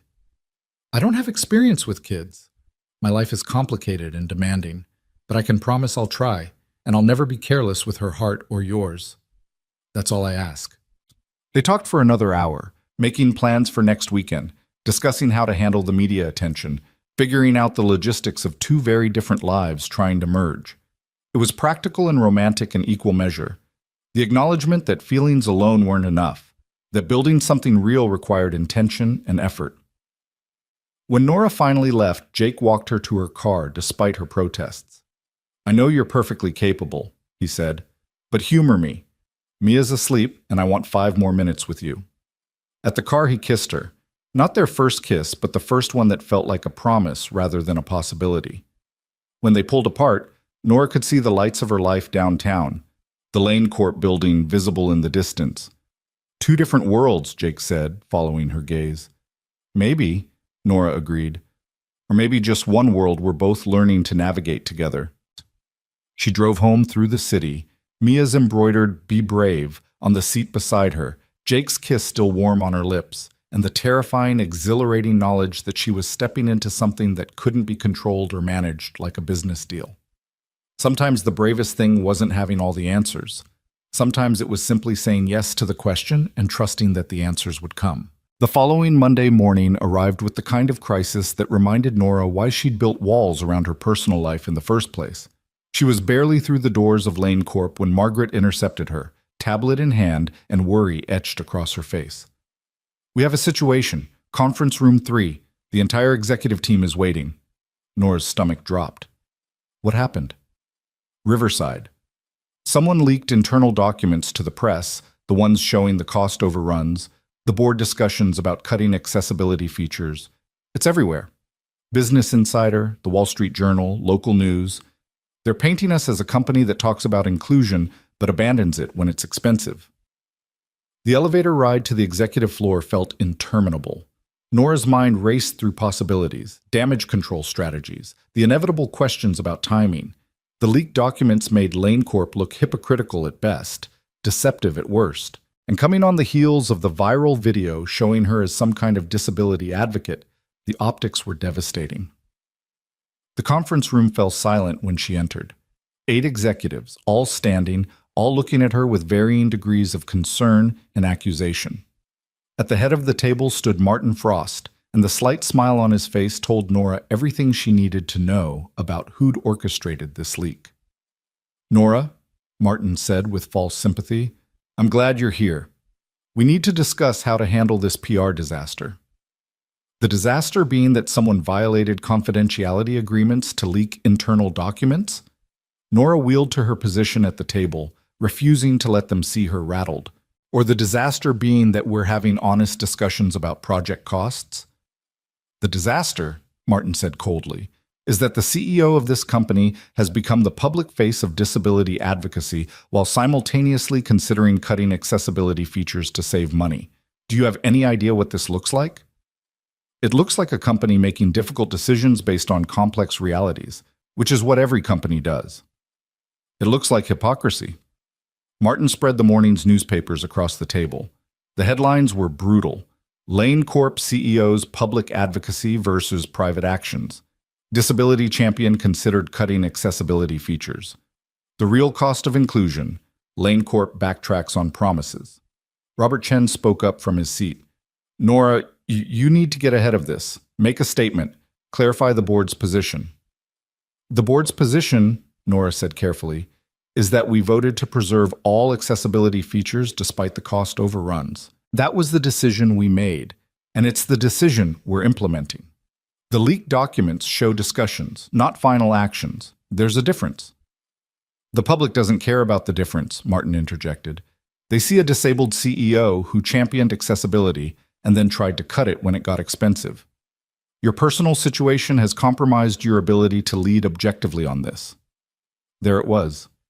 The argument Nora had been anticipating since the video went viral, that her disability, her personal stake in accessibility issues, made her unfit to make decisions about them. It was circular logic designed to eliminate her either way. If she fought for accessibility, she was too personally invested. If she didn't, she was a hypocrite.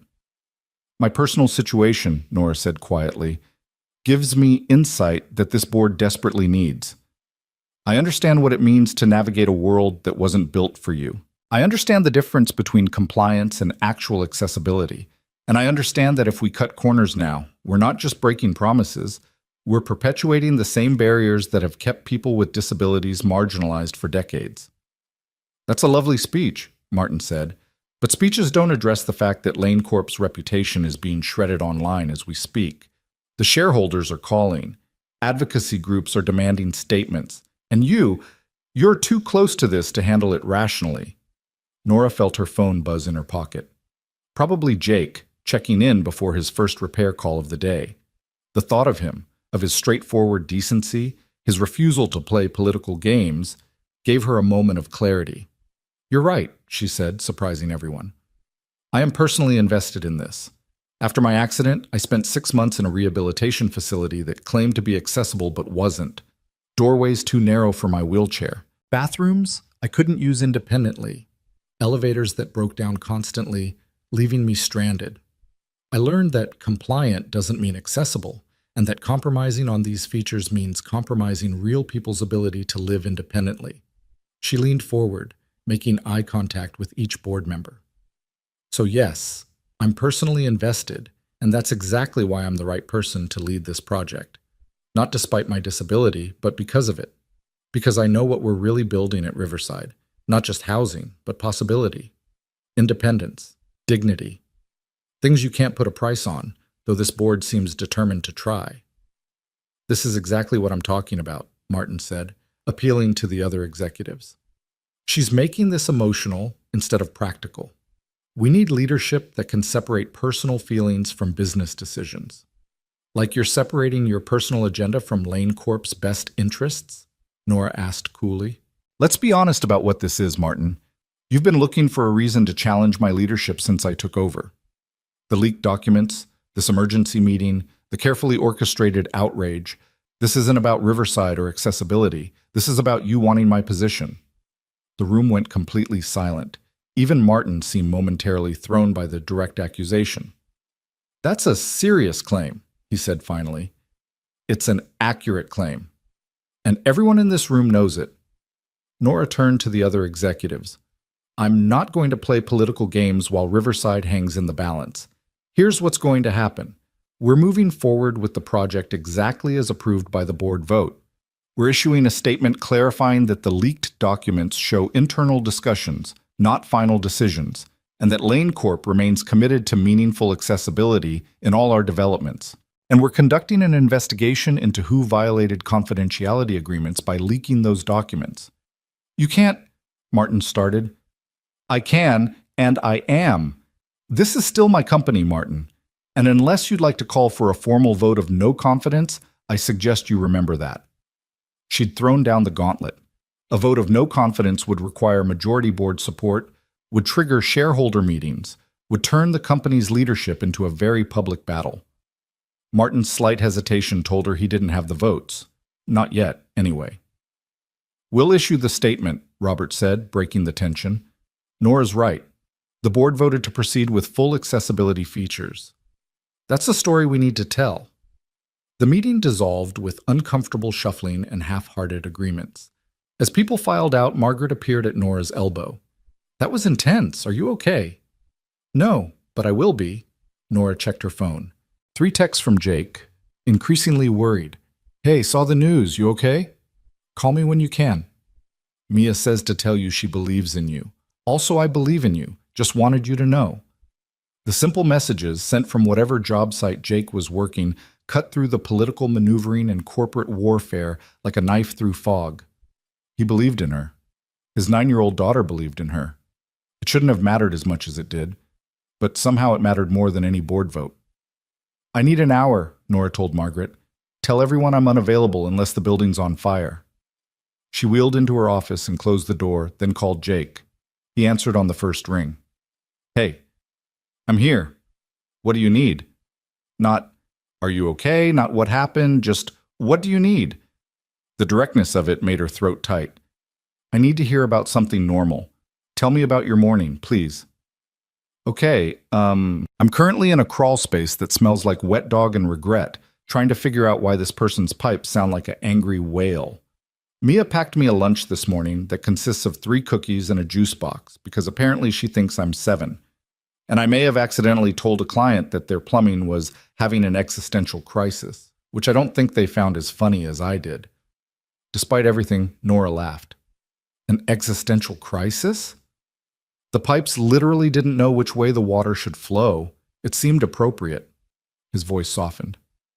But seriously, are you okay? Those articles were brutal. Someone leaked internal documents to make me look like a hypocrite. And they succeeded, at least in the court of public opinion. The court of public opinion is full of people who've never made a difficult decision in their lives. Don't let them define you. He paused. For what it's worth, everyone I've talked to today, and I mean everyone, from clients to the guy at the coffee shop, they all said the same thing. That you're doing something important with Riverside, that it matters. It does matter, but Martin Frost and half my board think I'm too emotionally compromised to lead it. Because you actually care? That's the dumbest thing I've ever heard. And I once had a client insist that crystals would fix their electrical wiring. That surprised another laugh out of her. Crystals? She was very committed to the idea. I had to gently explain that crystals, while lovely, do not conduct electricity in a useful way for residential purposes. They talked for 20 more minutes about nothing consequential. Mia's latest school drama, Jake's ongoing battle with a particularly stubborn furnace, the stray cat that had apparently fully adopted his work truck. It was exactly what Nora needed, a reminder that her entire world wasn't contained within Lane Corp's walls, that there were people living full lives without caring about board politics or leaked documents. I should let you get back to work, Jake said eventually. But Nora? Whatever happens with this Riverside thing, with your board, with all of it, you're doing the right thing. Don't let them convince you otherwise. After they hung up, Nora sat in the quiet of her office, gathering strength for what came next. Margaret buzzed. The press is requesting comments. Advocacy groups want meetings. And Nora, there's someone here to see you. She says it's important. Who? Brittany Chen, from the cafe. Of all the people Nora expected to see today, Brittany was near the bottom of the list, but curiosity won out over irritation. Send her in. Brittany entered looking nothing like the polished woman from the cafe. Her hair was pulled back in a messy ponytail, her makeup minimal, her expression genuinely remorseful. She stopped several feet from Nora's desk, as if afraid to come closer. I know I have no right to be here, Brittany started. After what we did, after everything, but I saw the news this morning, and I had to tell you something. Nora waited, saying nothing. The leaked documents. That was Marcus. He's been bragging about it to people we know, about how he's exposing your hypocrisy or whatever. He thinks he's doing some kind of public service, but really he's just being cruel, again, like he was at the cafe. Why are you telling me this? Brittany finally met her eyes. Because what we did to you was wrong. Setting up that date, filming it, hoping you'd be humiliated. It was awful, and I've felt sick about it every day since. When that video went viral and people started calling us out online, I thought maybe that was punishment enough. But then Marcus doubled down. He found those documents somehow and leaked them because he was angry that you ended up looking good in the video while we looked like terrible people. You looked like terrible people because you were being terrible people, Nora said flatly. I know, and I can't undo what we did, but I can give you this. Brittany pulled out her phone, showing a text thread. Marcus coordinating the leak with someone at Lane Corp. I don't know who, but these messages prove he was behind it. Maybe that helps somehow. I don't know, I couldn't stay silent anymore. Nora studied the messages. They were damning. Clear evidence of Marcus working with someone inside Lane Corp to obtain and distribute confidential documents. With this, she could pursue legal action, could prove the leak was malicious rather than journalistic. Why would you betray Marcus like this? Brittany's laugh was bitter. Because watching that video, watching how Jake defended you, How he saw your worth immediately while we were busy being cruel. It made me realize what kind of person I'd become. I used to be better than this. We all did before." She stopped. "Before your accident, we were actually friends. Real friends. I don't know when that changed, when we started treating you like a project instead of a person, but it was wrong, all of it." There was something genuine in her words, a rawness that reminded Nora of who Brittany had been years ago, before the accident had turned their friendship into something complicated and painful, before pity and discomfort had replaced actual connection. "I'm not ready to forgive you," Nora said quietly. "I don't know if I'll ever be ready for that. I'm not asking for forgiveness. I'm just asking you to take these messages and use them however you need to. Marcus doesn't get to keep hurting you." Brittany left without another word, leaving Nora with her phone and the evidence that would unravel Martin's careful campaign. Because the messages made it clear. Marcus's inside contact was Martin himself. The board member who'd been questioning her leadership had been actively sabotaging her company. Margaret appeared in the doorway. "Everything okay?" That looked intense. "Get legal on the phone and tell Martin Frost his presence is required in my office immediately. We're going to have a very direct conversation about corporate ethics and confidentiality agreements." The confrontation with Martin was brief and decisive. Faced with evidence of his collaboration with Marcus, with proof that he'd leaked confidential documents, Martin had no defense. Within 2 hours, he'd submitted his resignation from the board, pending a legal settlement that would likely cost him significantly. "This isn't over," Martin said as he gathered his things. "You think you've won, but the damage is done. People see you as compromised, emotional, unfit to lead." "People see me as human," Nora corrected, "as someone who cares about more than profit margins and political maneuvering. If that makes me unfit to lead in your eyes, I consider it a compliment." After he left, Nora drafted the company's public statement personally, refusing to let PR soften her words into meaninglessness. She explained the board's discussions, the ultimate decision to preserve accessibility features, and the reality that difficult conversations were part of responsible leadership. She acknowledged her personal stake in the issue and framed it as a strength rather than a weakness. The statement went out at 3 p.m., and the response was immediate and divided. Some people praised her honesty, others doubled down on accusations of bias. Disability advocacy groups began organizing in her support, creating hashtags and social media campaigns. The story that Martin had intended to destroy her with instead became a rallying point. By the time Nora left the office at 7, she was exhausted in a way that had nothing to do with physical fatigue, the kind of exhaustion that came from fighting battles on multiple fronts, from defending not just her decisions, but her fundamental right to make them. Her phone rang as she drove home. Jake's name on the screen. "Bad timing?" he asked when she answered. "Perfect timing, actually. Today was..." She paused at a red light, trying to find words for the chaos. "Today was a lot. Mia and I made chicken stir-fry. There's plenty if you want to come over. No pressure. I know you're probably exhausted, but the offer stands." The image of Jake's small apartment, Mia's enthusiastic chatter, the blessed normalcy of dinner with people who cared about her rather than her position, it was exactly what she needed. "I'll be there in 20 minutes. Mia answered the door wearing an apron that was clearly Jake's, rolled up multiple times and still hanging to her knees. "Nora, perfect timing. I'm the head chef tonight, which means Daddy's not allowed to criticize my cooking, even though I maybe added too much soy sauce." "It's fine," Jake called from the kitchen. "We like salty food. It's character building." Dinner was indeed very salty, but also perfect in ways that had nothing to do with seasoning. Mia talked about her day with the kind of detail that suggested she'd been storing up stories specifically to share. A boy in her class had brought a lizard to show and tell. Her teacher had announced a field trip to the science museum. She'd gotten an A on her math test and wanted Nora to know because "you inspired me with your brain powers." "I inspired you?" "Yeah, Daddy said you run a giant company and make big decisions all day, so I thought, if Nora can do math with millions of dollars, I can do math with fractions. It's all just numbers." Jake mouthed, "Sorry," over Mia's head, but Nora just smiled. That's exactly the right way to think about it. It's all just numbers. After dinner, Mia insisted on showing Nora her latest embroidery project, a piece that said "Keep Going" in bright green thread. "This one's for Daddy. He's been stressed about work stuff, and I wanted to remind him that giving up isn't allowed in this family. Very wise, Nora said seriously. Your dad's lucky to have you. I know. I tell him that all the time. Once Mia was in bed, Jake and Nora moved to the small balcony off the living room. It overlooked the building's parking lot and a slice of city beyond. Not a spectacular view, but honest in a way Nora appreciated. Rough day? Jake asked, handing her tea in a mug that said, World's okayest dad. One of the worst in recent memory. A board member leaked confidential documents trying to make me look like a hypocrite. I had to force his resignation. The press is having a field day, and half the internet thinks I'm either a hero or a fraud, with very little middle ground. Which one are you?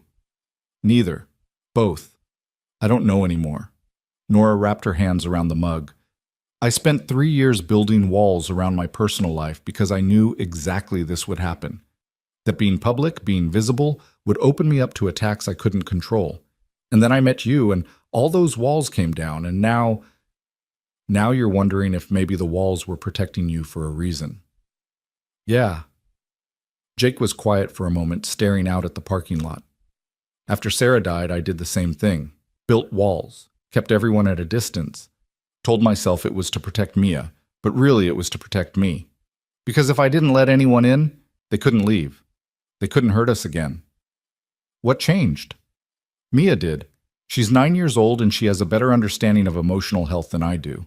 She told me, and this is a direct quote, Daddy, loving someone means they can hurt you, but not loving anyone means you hurt yourself. 9 years old, and she's out here with philosophy. Nora laughed despite her exhaustion. She's incredible. She is, and she was right. The walls I built to protect us were actually just making us smaller, less connected, less alive. He turned to face her. What happened today? It was awful and unfair, and you didn't deserve it. But would having those walls back really have prevented it? Or would it just have meant facing it alone? I don't know. Maybe both. Well, for what it's worth, you're not alone now. You've got me and Mia and apparently half the internet who thinks you're doing something important with Riverside. That's got to count for something. It did count for something. More than Nora wanted to admit, because admitting how much she'd come to rely on Jake and Mia in just 2 weeks felt dangerous. Felt like building on sand instead of stone. What if this doesn't work? She asked quietly. What if the gap between our lives is too big? You're raising a 9-year-old on a mechanic's income. I'm running a billion-dollar company and fighting public battles. How do those two things coexist? I don't know, Jake admitted, but I think maybe they coexist the same way everything else does, one day at a time, with a lot of communication and probably some spectacular failures along the way. You're being awfully calm about this. I'm terrified, actually. You're a CEO who could have anyone. I'm a single dad with soy sauce in my hair. Thank you, Mia's cooking, and a truck that makes concerning noises. But I'm also a guy who really, really likes you, who thinks you're brilliant and brave and worth the risk of spectacular failure. Nora reached for his hand. I really like you too, which is why I'm scared. I don't want to mess this up. Then we'll be scared together. That seems fair? They sat in comfortable silence, watching the city lights blink on as evening deepened into night. Somewhere in that city, people were reading about Nora, forming opinions, choosing sides. But here, on this small balcony with cheap patio furniture and a view of a parking lot, she was just a woman holding hands with a man who saw her clearly and chose to stay anyway. I should go, she said eventually. It's late, and you have work tomorrow. Or, Jake suggested, you could stay. We have a couch that's surprisingly comfortable. Mia would be thrilled to have you here for breakfast. She makes pancakes that are more enthusiasm than skill, but they're growing on me. The offer hung between them, weighted with implications. Staying meant integrating their lives more fully, meant letting Mia see her as a consistent presence rather than an occasional visitor. It meant taking another step away from the safety of keeping things casual. I don't have clothes for tomorrow, Nora said, which wasn't a no. I have a washing machine and Mia has about 17 t-shirts she'd be happy to lend you. Fair warning, they all have either glitter or inspirational sayings. Glitter and inspirational sayings. That's quite a combination. Welcome to life with a 9-year-old. Nora found herself smiling. Okay, I'll stay, but I need to be up early. I have a breakfast meeting with the Riverside architects. I'll make coffee. It's possibly my only domestic skill that Mia hasn't surpassed.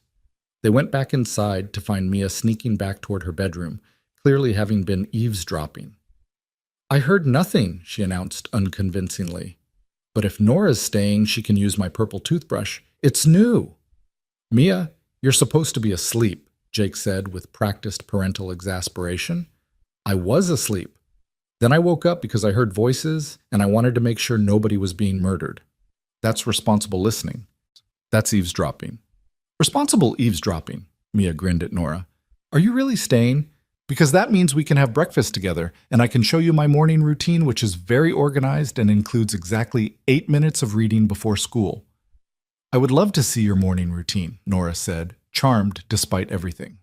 Yes, this is the best day ever, except for the days when Mommy was here. Those were better, but this is pretty good. Mia said it with the casual honesty of a child who'd learned to hold grief and joy simultaneously, who understood that loving new people didn't mean forgetting the ones who were gone. After Mia finally went back to bed, extracting promises about pancake toppings for breakfast, Jake set up the couch with clean sheets and a pillow. It's not fancy, he apologized.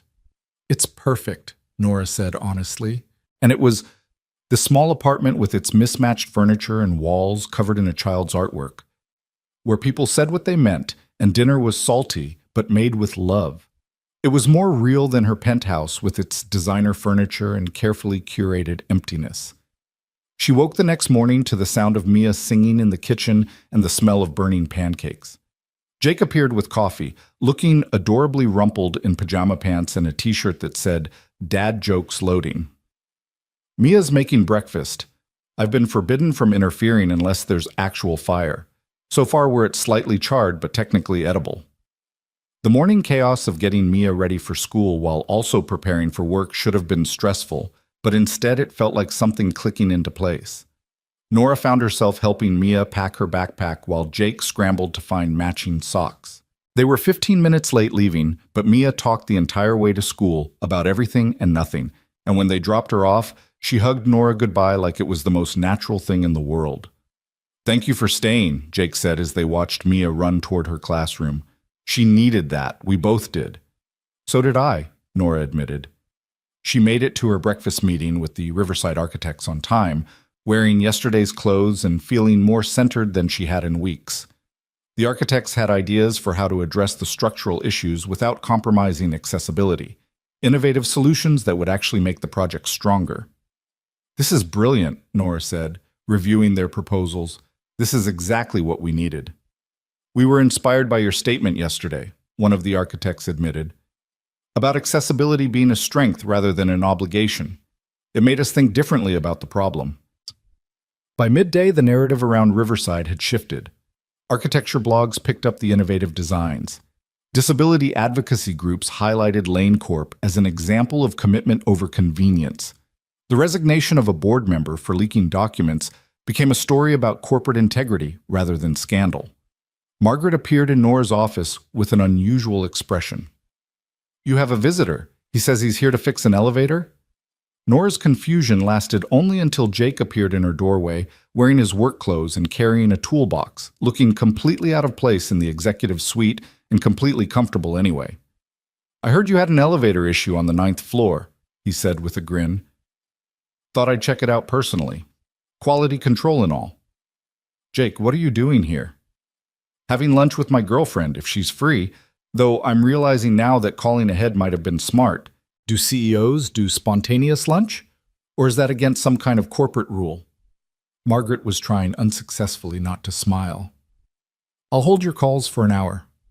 "My girlfriend?" Nora repeated once they were alone. "Too presumptuous? I can downgrade to woman I'm seeing or upgrade to love of my life, if you prefer. Though that might be moving too fast."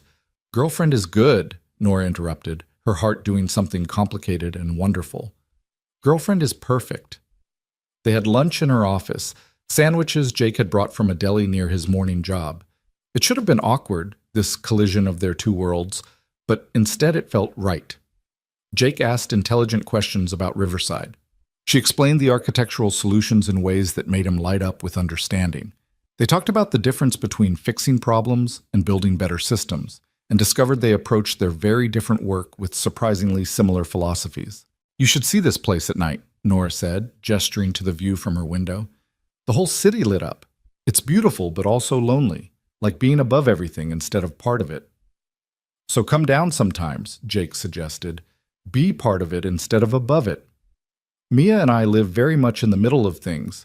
There's a park 3 blocks from our apartment where she likes to feed the ducks. They're aggressive ducks. She's working on a campaign to get them behavior training, and a corner store run by this old man who always gives her extra gummy bears. That's the city too, not just the view from the top." He was right, of course. She'd spent so long seeing the city as something she built rather than something she lived in. Her developments were projects, not communities. Her empire was abstract numbers rather than actual people's homes and workplaces. "Come to a site visit with me," she said impulsively. "Tomorrow, Riverside. I want you to see what we're building." "I'm just a mechanic, Nora. I don't know anything about commercial development." "You know about what works and what doesn't. You know about practical problems and elegant solutions. That's exactly the perspective I need." So the next afternoon found Jake standing in an empty lot in his work boots and jeans, surrounded by architects and engineers in hard hats, as Nora explained the Riverside vision. He asked questions that made the professionals pause and reconsider, pointing out potential issues from the perspective of someone who'd actually have to maintain and repair these systems. "The accessible bathroom designs are beautiful," he said, studying the plans. "But have you thought about how someone in a wheelchair would reach the maintenance panels if something breaks? Or how a blind resident would navigate repairs?" The architects looked at each other, then back at their plans with new eyes. That one conversation led to design modifications that made Riverside not just accessible, but genuinely inclusive in ways the professionals had missed. On the drive back, Nora said quietly, "Thank you. That was exactly what we needed. I didn't do anything special, just asked obvious questions. They weren't obvious to people who've never had to think about those things. That's the problem. So much of the world is designed by people who've never had to navigate it with different abilities. You brought a perspective that was missing." "Well, I'm glad I could help." He paused. "This project, what you're building here, it's going to change lives, Nora. You know that, right?" She did know, intellectually. But hearing it from Jake, seeing the sight through his eyes, made it feel more real, more urgent, more worth fighting for. The weeks that followed established a rhythm that defied logic but somehow worked. Nora managed Lane Corp during the day, fighting battles with remaining board members who questioned the Riverside investment.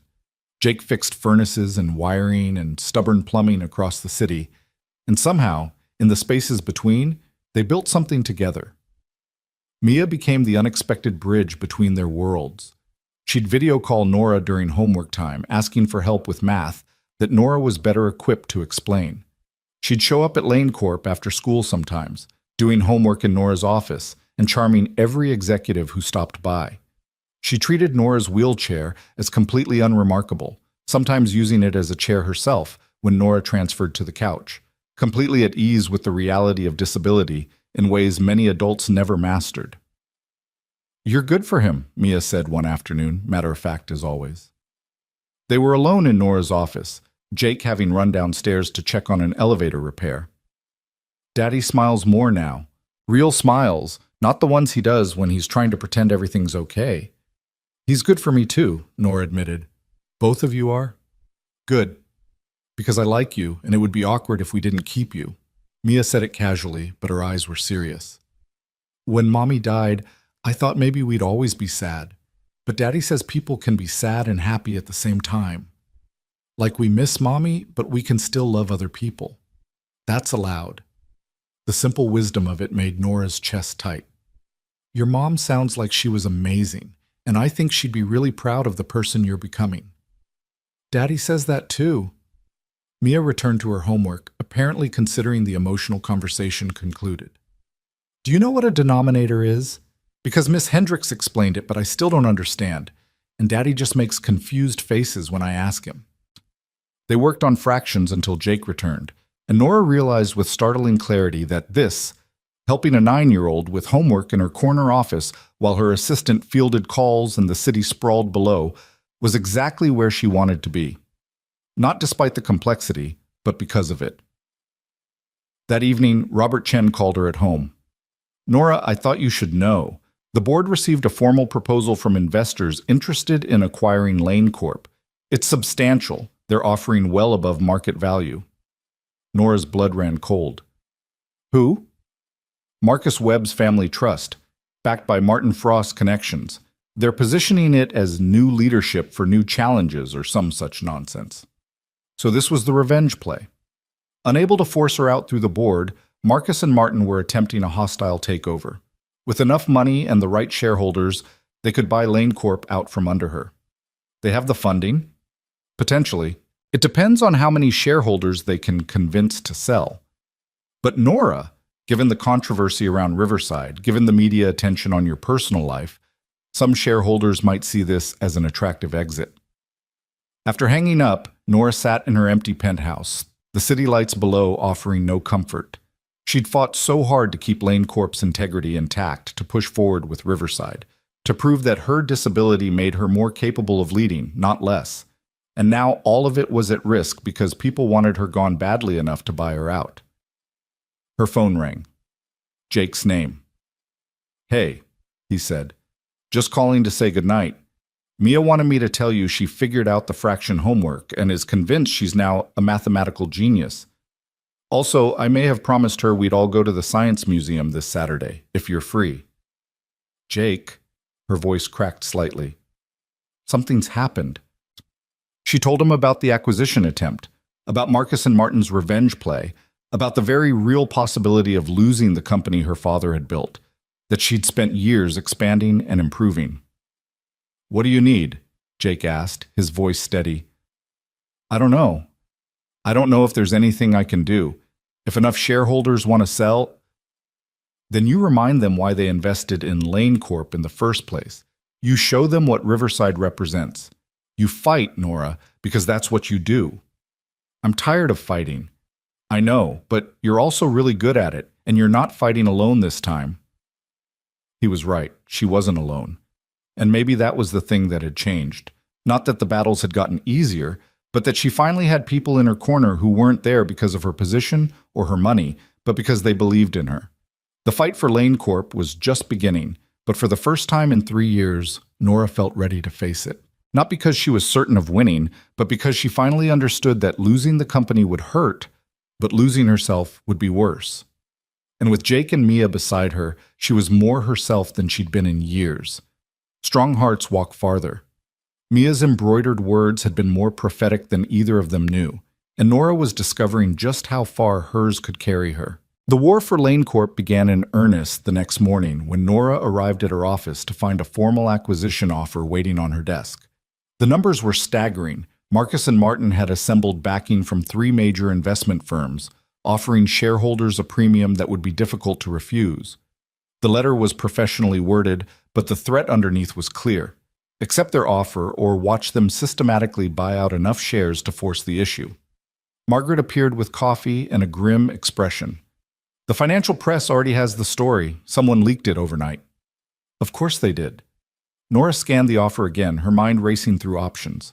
She owned 40% of Lane Corp, substantial, but not enough to prevent a takeover if other major shareholders decided to sell.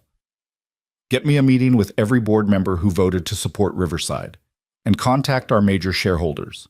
I want to talk to each of them personally before Marcus and Martin do." "Nora, there are over 50 major shareholders. Then I'd better start now." What followed were 3 of the most exhausting weeks of Nora's life.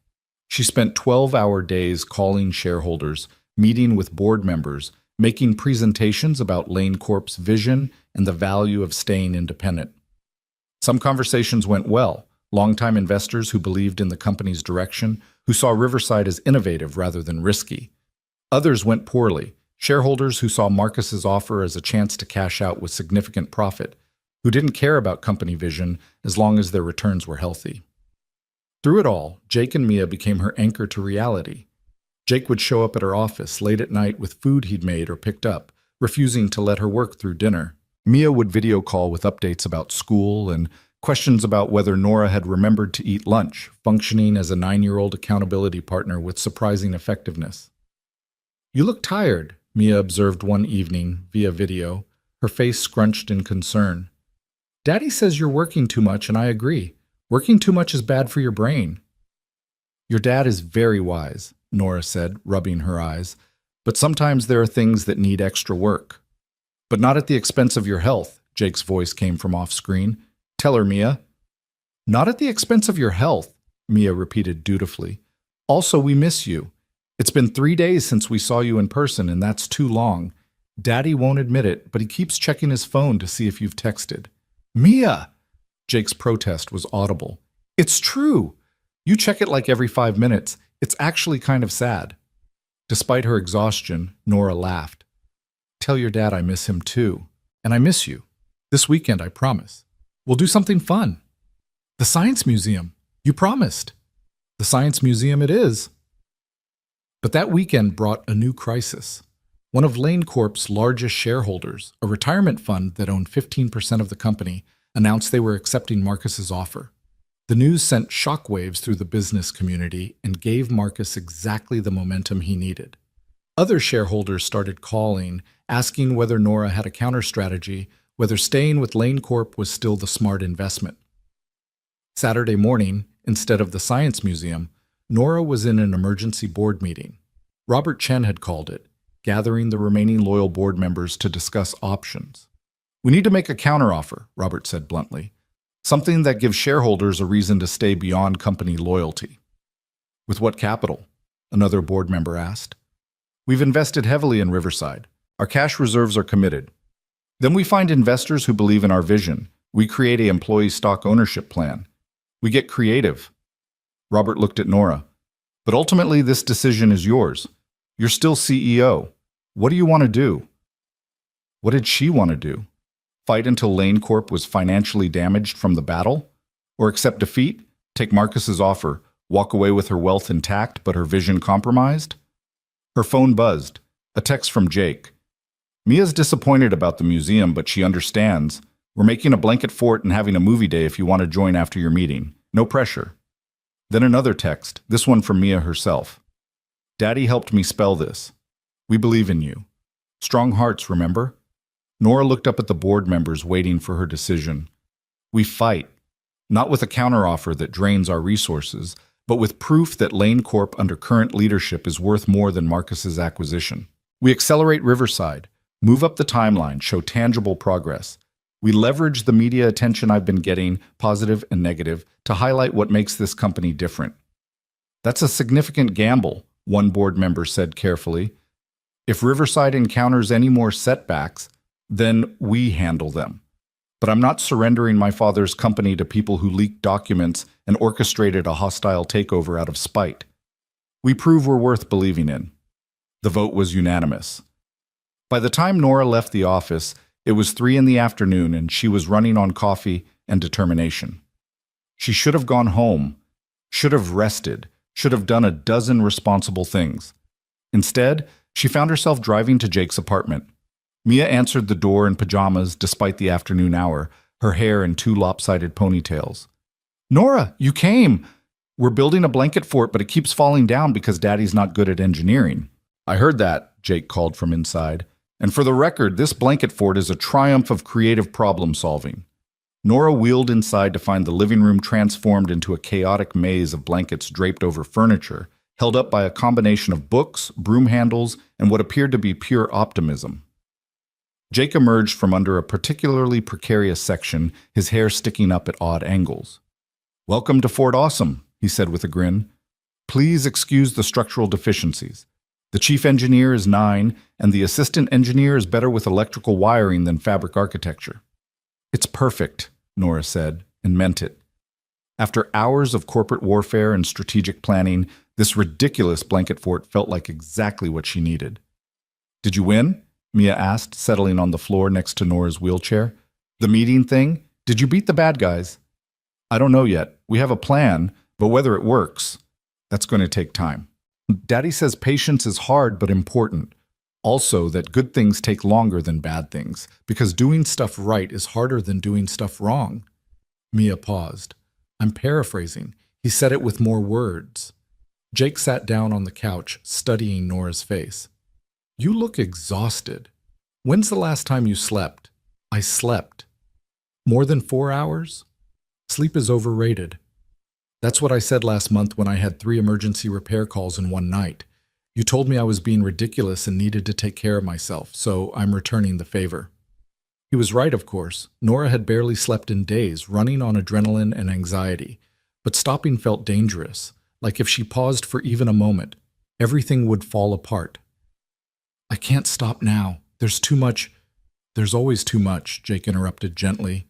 But you're not going to save your company by running yourself into the ground. Trust me, I learned this lesson the hard way after Sarah died. I thought if I just worked hard enough, stayed busy enough, I could outrun the grief and the fear and all of it. All I did was exhaust myself and become less effective at everything. Mia nodded seriously. It's true. He made very bad macaroni during that time. Like, really bad. We're talking inedible. My macaroni wasn't that bad, Jake protested. Daddy, you forgot to add water. It was pasta-shaped rocks. Despite everything, Nora laughed. The image of Jake serving his daughter rocks for dinner, both of them trying to navigate grief in daily life, was both heartbreaking and somehow reassuring. They'd survived that. They'd figured it out. Maybe she could figure this out too. Okay, she conceded. Maybe I could use a break. Excellent, Mia jumped up. Movie time. We're watching something with talking animals because that's my fort, my rules. You can nap if you want. Daddy always naps during movies and pretends he was resting his eyes. They settled into the blanket fort, Nora transferring from her wheelchair to sit on cushions on the floor, Jake beside her, Mia stretched out in front of them. The movie was indeed about talking animals, something animated and cheerful that required zero mental energy. Halfway through, Nora felt her eyes growing heavy. She woke up 2 hours later, her head on Jake's shoulder, Mia asleep against her other side. The movie had long since ended, replaced by the quiet hum of the city outside. Jake was awake, his arm around her, reading something on his phone with his free hand. Hey, he said softly when he noticed she'd woken. Feel better? Yeah. Sorry, I didn't mean to fall asleep. Don't apologize. You needed it. He set down his phone. I was reading about the acquisition attempt. The business articles are, well, they're not great. A lot of speculation about whether you can pull this off. Honest assessment. Some people think you're fighting a losing battle. Others think Marcus and Martin are underestimating you. A few disability advocates are framing this as a test case for whether disabled leadership can survive corporate challenges. He paused. No pressure or anything? Nora carefully extracted herself from Mia without waking her. It shouldn't be a test case. It should just be a business decision. But everything about my leadership gets filtered through my disability. If I succeed, it's inspirational. If I fail, it's proof that being in a wheelchair makes me unfit to lead. That's not fair. No, it's not. But it's reality. She looked at Mia, sleeping peacefully, oblivious to adult complications. Sometimes I wonder if I'm being selfish, fighting this hard for Lane Corp when I could walk away, take the money, focus on other things, spend more time with you and Mia, have an actual life instead of just work. Jake was quiet for a long moment. Can I tell you something? And I don't want you to take this the wrong way. Okay? When Sarah was in the hospital in those final weeks, she made me promise something. She said, "Don't let my death become your excuse for not living." She was worried I'd use grief as a reason to shrink my life, to play it safe, to stop taking risks. His voice was rough with emotion. At the time, I thought she meant dating again, or pursuing dreams, or typical stuff. But I think she meant something bigger. She meant don't use tragedy, or fear, or difficulty as permission to become less than you're capable of being. What are you saying? I'm saying yes, you could walk away from Lane Corp. Take Marcus's money, spend more time with us, have an easier life. And if that's genuinely what you want, I'll support you completely. But I don't think that is what you want. I think you want to fight for Riverside, for the kind of company Lane Corp could be under your leadership. for proving that your way of doing business with integrity and innovation and genuine care for accessibility is not just viable but valuable. But what if I fail? Then you fail, but at least you'll have tried. At least you won't spend the rest of your life wondering what would have happened if you'd fought harder. He took her hand. Mia and I will still be here either way. Win or lose, you're not going to lose us. That's not conditional on your success. The certainty in his voice made Nora's throat tight. She'd spent so long being valued for her achievements, her position, her company's performance. The idea that someone would stick around regardless, that Jake and Mia's affection wasn't tied to her winning this battle, was almost harder to accept than the acquisition threat. I'm not used to that, she admitted quietly. Unconditional anything. We'll get used to it, because Mia's already planning your birthday party in 6 months. She asked me when it was last week, and I'm pretty sure she's decided you're permanent, so unless you're planning to break a 9-year-old's heart, you're stuck with us. I can think of worse fates. They talked quietly for another hour, Nora explaining her strategy for Riverside, Jake offering the perspective of someone completely outside the corporate world. His questions were practical, about timelines and community impact, and whether the designs would actually work for real people. They were exactly the questions she needed to be asking. Sunday morning, Nora woke in Jake's apartment. She'd stayed in Mia's room while Mia bunked with Jake, to the sound of breakfast chaos and Mia's off-key singing. She joined them to find pancakes in progress, only slightly burned this time. "Success!" Mia announced. "I'm getting better. Daddy says by the time I'm 10, I'll be a master chef." "I said you'd be better at not setting off the smoke alarm," Jake corrected. "Master chef might be optimistic." They spent the morning at the park Mia had mentioned, the one with aggressive ducks and an old man who ran the corner store. Nora found herself relaxed in a way she rarely allowed, watching Mia chase ducks while Jake sat beside her on a bench, their hands linked. "This is what normal people do on Sundays," Jake observed. "Parks and ducks and no corporate warfare." "I'm not sure I remember how to be normal." "You're doing fine, though you did check your email 3 times in the last 10 minutes. Nora looked down at her phone, guilty.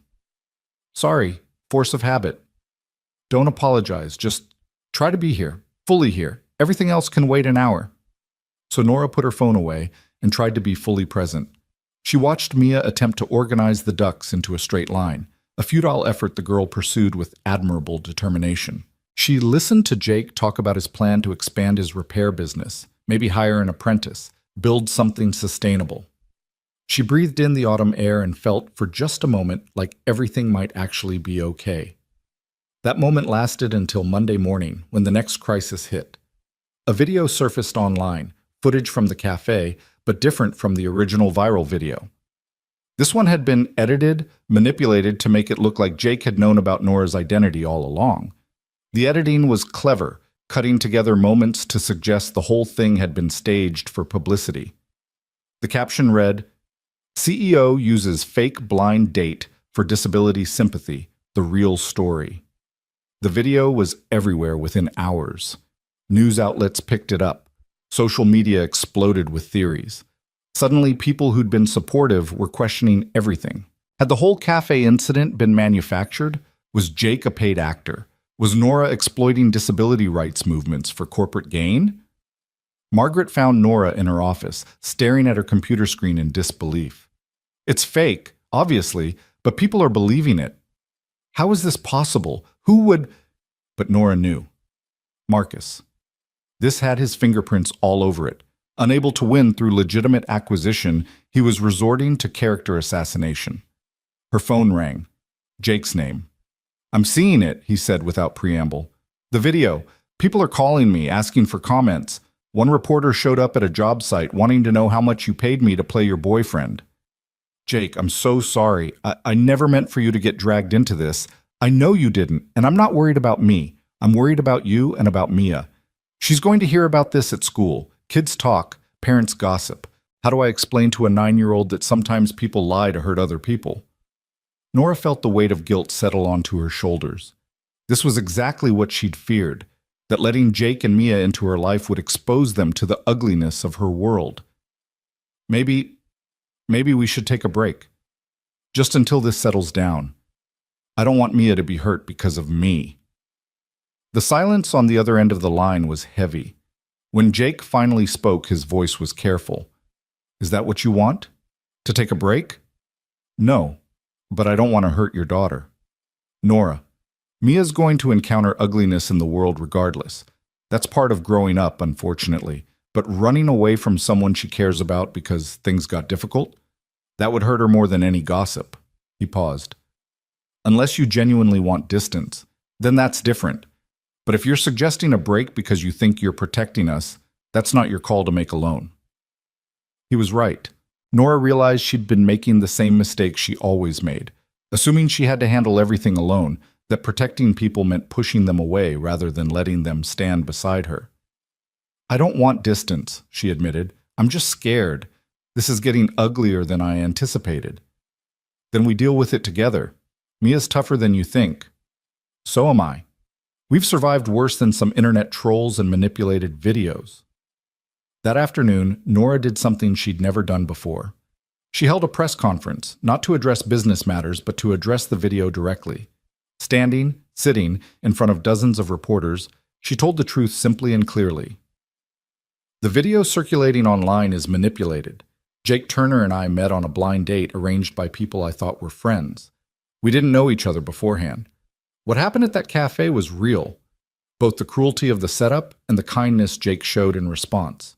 Everything since then has been real too. I'm not going to dissect my personal life for public consumption, but I will say this. The people trying to discredit me are the same people attempting a hostile takeover of my company. This character assassination is part of a larger pattern of trying to remove me from leadership. I'm not going anywhere. The questions that followed were brutal, invasive, exactly what she'd expected. But Nora answered them with the same directness she'd brought to business decisions, refusing to be defensive or apologetic.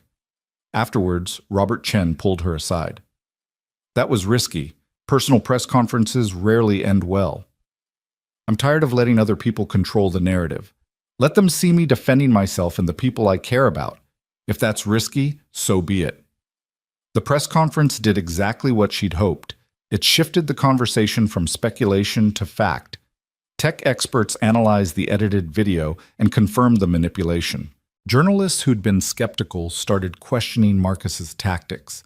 And crucially, several major shareholders called to express their support, disturbed by the increasingly nasty campaign against her. But the real turning point came from an unexpected source.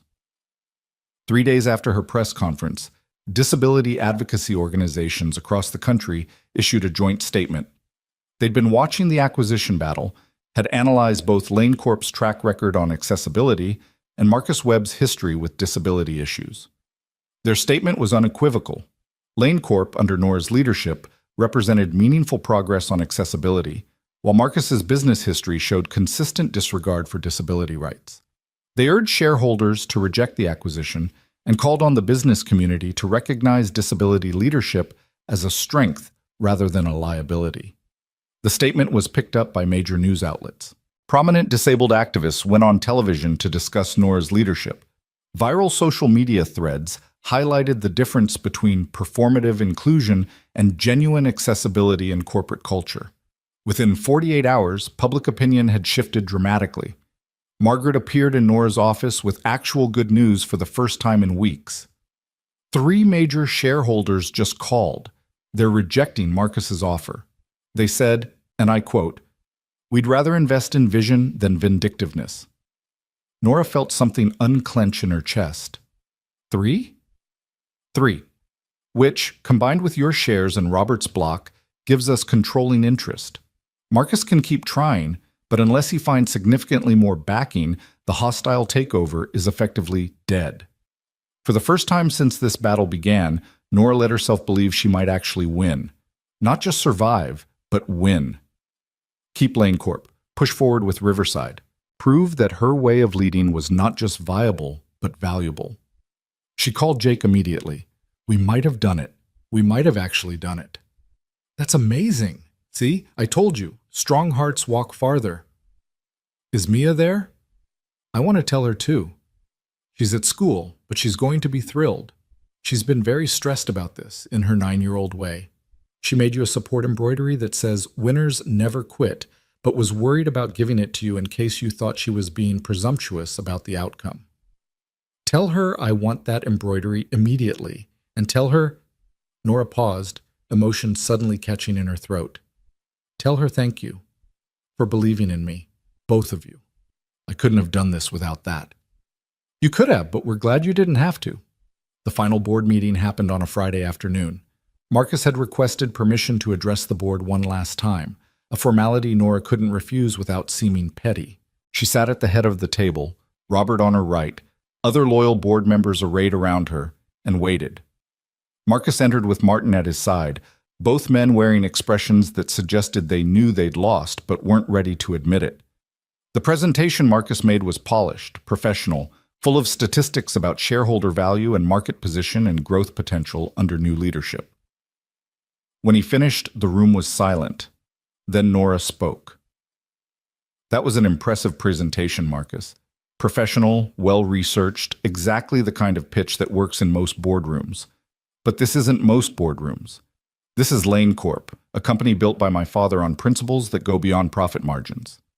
Yes, we care about shareholder value, but we also care about community impact, about innovation that serves people rather than just enriching investors, about building things that last because they matter." She pulled up her own presentation, images of Riverside, testimonials from disability advocates, projections showing long-term value of accessible design. "You asked shareholders to choose between vision and vindictiveness. They chose vision. You tried to paint me as too personally invested to lead objectively. They recognized that personal investment makes me more qualified, not less. You attempted to destroy my credibility with manipulated videos and character assassination. All you did was prove that your way of doing business, cutting corners, exploiting vulnerabilities, prioritizing short-term gain over long-term integrity, is exactly what Lane Corp stands against." Marcus's jaw tightened. "This isn't over." "Actually, it is. You don't have the shares, you don't have the support, and you don't have the moral authority to challenge Lane Corp's direction." Nora leaned forward. "Here's what's going to happen now. You're going to withdraw your acquisition offer. You're going to issue a statement acknowledging that the edited video was created by parties associated with your campaign, and you're going to leave Lane Corp alone. In exchange, I won't pursue legal action for the document leak, the defamation, or the corporate espionage." You can't. I can, and I am. You lost, Marcus. Accept it with whatever dignity you have left. The meeting ended with Marcus and Martin retreating, defeated. The remaining board members congratulated Nora, relief evident in their faces. Robert stayed after the others left. "Your father would have been proud," he said quietly. "Not just because you won, but because of how you won, with integrity intact." "I had help, a lot of help. The best leaders always do." That evening, Nora drove directly to Jake's apartment, where she knew Mia would be waiting. The little girl answered the door, already jumping up and down. "Daddy told me. You won. You beat the bad guys." "We won," Nora corrected, pulling her into a hug. "This was a team effort." They celebrated with pizza and sparkling cider that Mia insisted on calling champagne. Jake made a toast to strong hearts and stubborn determination, and proving that sometimes the good guys actually do win. Mia made a toast to Nora for being awesome, and also for helping me understand fractions. Nora made a toast to the two people who reminded me that work isn't everything, and that sometimes the bravest thing you can do is let people love you. Later, after Mia was asleep, Jake and Nora sat on the balcony in comfortable silence. The city sprawled below them, lights flickering in windows where other people were living their own complicated lives. "What happens now?" Jake asked. "You've saved your company. Riverside is moving forward. Marcus is defeated. What's the next challenge?" "Honestly, I'm looking forward to having fewer challenges for a while. Just running a company without constant crisis would be nice." "Sounds boring." "Sounds perfect." He took her hand. "There is one challenge you haven't addressed, though." "What's that?" "Mia's birthday is next month. She's planning something she's calling a friend-family party, which apparently means her school friends and also us, the family part. She's very nervous about asking if you'll come because she doesn't want to pressure you, but she really, really wants you there." The fact that Mia considered her family, that this 9-year-old was nervous about whether Nora would show up to her birthday party, made something shift in Nora's chest. This was it. The real commitment. The true integration of their lives. Not just dating Jake, but being part of Mia's life in a way that mattered. Of course I'll be there. I wouldn't miss it. Good. Because between you and me, she's already planned that you'll sit next to her dad at the table. She's very strategic about seating arrangements. I wonder where she gets that from. Complete mystery.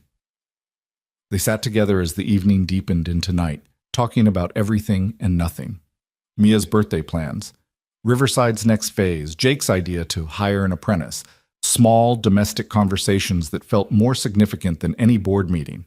At some point, Nora realized she'd been holding her breath for weeks, waiting for disaster, expecting everything to fall apart. But sitting here with Jake, in this modest apartment that had become more home than her penthouse, she finally let herself exhale. Let herself believe that maybe, just maybe, she could have both. The career that challenged her and the life that fulfilled her. "Thank you," she said quietly, "for not running. When things got ugly, when I gave you every reason to walk away, you stayed." "Where else would I go?" Jake smiled. "Besides, Mia would never forgive me if I let you get away. She's already planning your future wedding in disturbing detail. Apparently there will be ducks involved. Don't ask me how, she hasn't explained that part yet." "Ducks?" "She's very committed to the duck theme. I've learned not to question her artistic vision." Nora laughed, the sound free and genuine in a way that felt like coming home. Whatever came next, Riverside's completion, Lane Corp's future, the ongoing work of proving that disabled leadership was valuable leadership, she would face it with these people beside her. Not behind her, not carrying her, but beside her as equals in the complicated business of building a life. Strong hearts walk farther. And Nora was discovering that the farthest distance wasn't measured in miles or achievements, but in the courage to be vulnerable, to accept help, to believe that she deserved love not for what she accomplished, but for who she was. She'd walked farther than she ever imagined possible. And she was just getting started. 6 months later, Nora stood at the entrance of what would soon be the Riverside Development's community center, watching construction crews put finishing touches on a building that had almost never existed. The space was flooded with morning light through floor-to-ceiling windows, the doorways wide enough for 2 wheelchairs to pass comfortably, the design elegant in its functionality. It was everything she'd envisioned and fought for, made real in steel and glass and determination. "Pretty incredible, isn't it?" Robert Chen had appeared beside her, his own hard hat slightly askew. 6 months ago, we weren't sure this project would survive. Now look at it. "Now look at it," Nora echoed, emotion thick in her voice. Riverside had become more than just a development. It was proof that accessible design could be beautiful, that inclusion could be profitable, that her vision for Lane Corp was not just idealistic dreaming, but practical reality. Margaret approached with her ever-present tablet. "The press is arriving for the preview tour. Mayor's office confirmed she'll be here. And Nora, Jake just texted. He and Mia are running late because apparently there was a wardrobe emergency that required 3 outfit changes." Nora smiled, checking her phone to find a message from Jake. "Mia insists she needs to look professional and artistic, which apparently means striped tights and a tutu. We're negotiating. Send help." She typed back quickly. "Let her wear the tutu. This is her day too." Because it was. Over the past months, Mia had become something of a mascot for the Riverside project, visiting the site regularly with Jake, asking questions that often led to design improvements. Her childlike perspective had forced the architects to think about things like, what if someone short needs to reach the buttons? And shouldn't there be fun colors, not just boring beige? The community center's children's area bore her influence in every bright, accessible, joyful detail. The preview tour began with journalists and city officials, all of them touring the model units with varying degrees of genuine interest and performative enthusiasm. Nora had given 1,000 presentations about Riverside, but this one felt different. This wasn't theoretical anymore. People could walk through the spaces, test the features, see how thoughtful design created independence rather than just accommodation. A reporter from the local disability advocacy magazine stopped her. "Ms. Lane, 6 months ago you were fighting for your company's survival. Now you're opening what some are calling the most innovative, accessible housing development in the country. How does it feel? Terrifying, Nora said honestly, and wonderful, and like the beginning rather than the end. Riverside proves what's possible, but there's so much more work to do. Every city should have developments like this. Every builder should think about accessibility from the start, not as an afterthought. Some critics have said you're using your own disability as a marketing tool. It was a question designed to provoke, but Nora had learned to navigate these waters. I'm using my experience to inform better design. There's a difference. I've lived in spaces that weren't built for me, that made daily life unnecessarily difficult. I don't want anyone else to have that experience if I can prevent it. If that's using my disability as a marketing tool, then yes, I'm absolutely doing that. The reporter smiled, genuine rather than adversarial.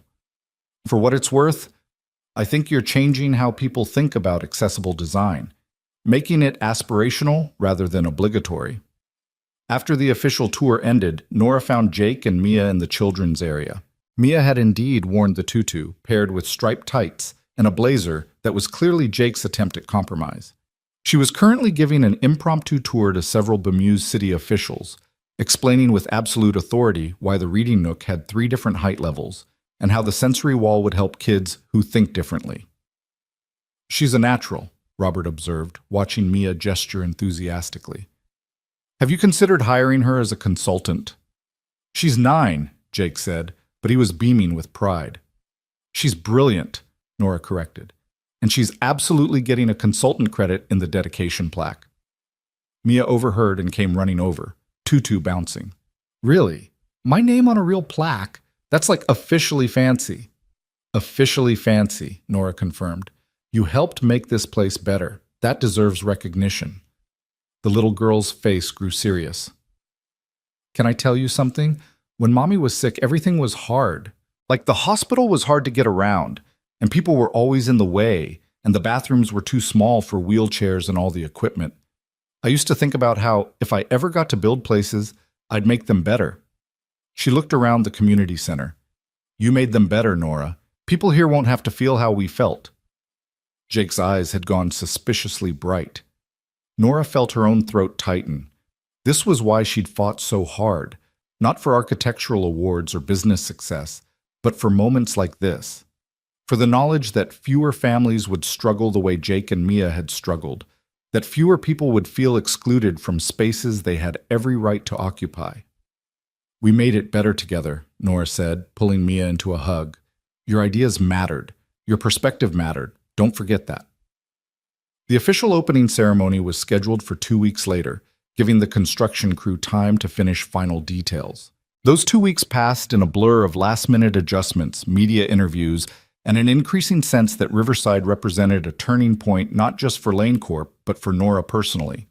The night before the opening, she had dinner at Jake's apartment, a routine that had become as natural as breathing over the past months. They'd developed rhythms, small domestic patterns that felt like building something lasting. Jake cooked on Tuesdays and Thursdays. Nora brought takeout on Mondays and Wednesdays. Fridays were reserved for Mia to experiment with increasingly ambitious recipes that were occasionally edible. Weekends belonged to all 3 of them, museums and parks, and the comfortable chaos of becoming a family without ever formally discussing it. Nervous about tomorrow? Jake asked as they cleaned up after dinner. Mia was in her room, supposedly doing homework, but more likely working on the speech she'd written for the opening ceremony, despite no one asking her to write a speech. Terrified, Nora admitted. What if something goes wrong?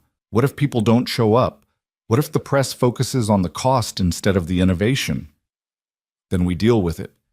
Jake dried his hands and turned to face her. But Nora, you need to let yourself enjoy this. You won. You saved your company, built something meaningful, proved everyone who doubted you completely wrong. Tomorrow is celebration, not crisis management. I'm not good at celebrating. I've noticed. Which is why I'm making it my personal mission to teach you. He pulled her closer, his hands on her wheelchair's armrests, bringing them eye to eye. You've spent so long fighting that you've forgotten how to rest, how to acknowledge victories, how to just be happy without waiting for the other shoe to drop. What if the other shoe does drop? Then we'll deal with it when it happens. But tonight, right now, in this kitchen with leftover pasta sauce on my shirt, and our daughter probably writing a novel instead of doing her social studies homework, right now, everything is okay. Can you just be here in that? Our daughter. Jake had said it casually, naturally, as if Mia belonging to both of them was simply a fact rather than something they'd carefully negotiated over months. The words settled into Nora's chest like warmth spreading, like coming home. Yeah, she said softly.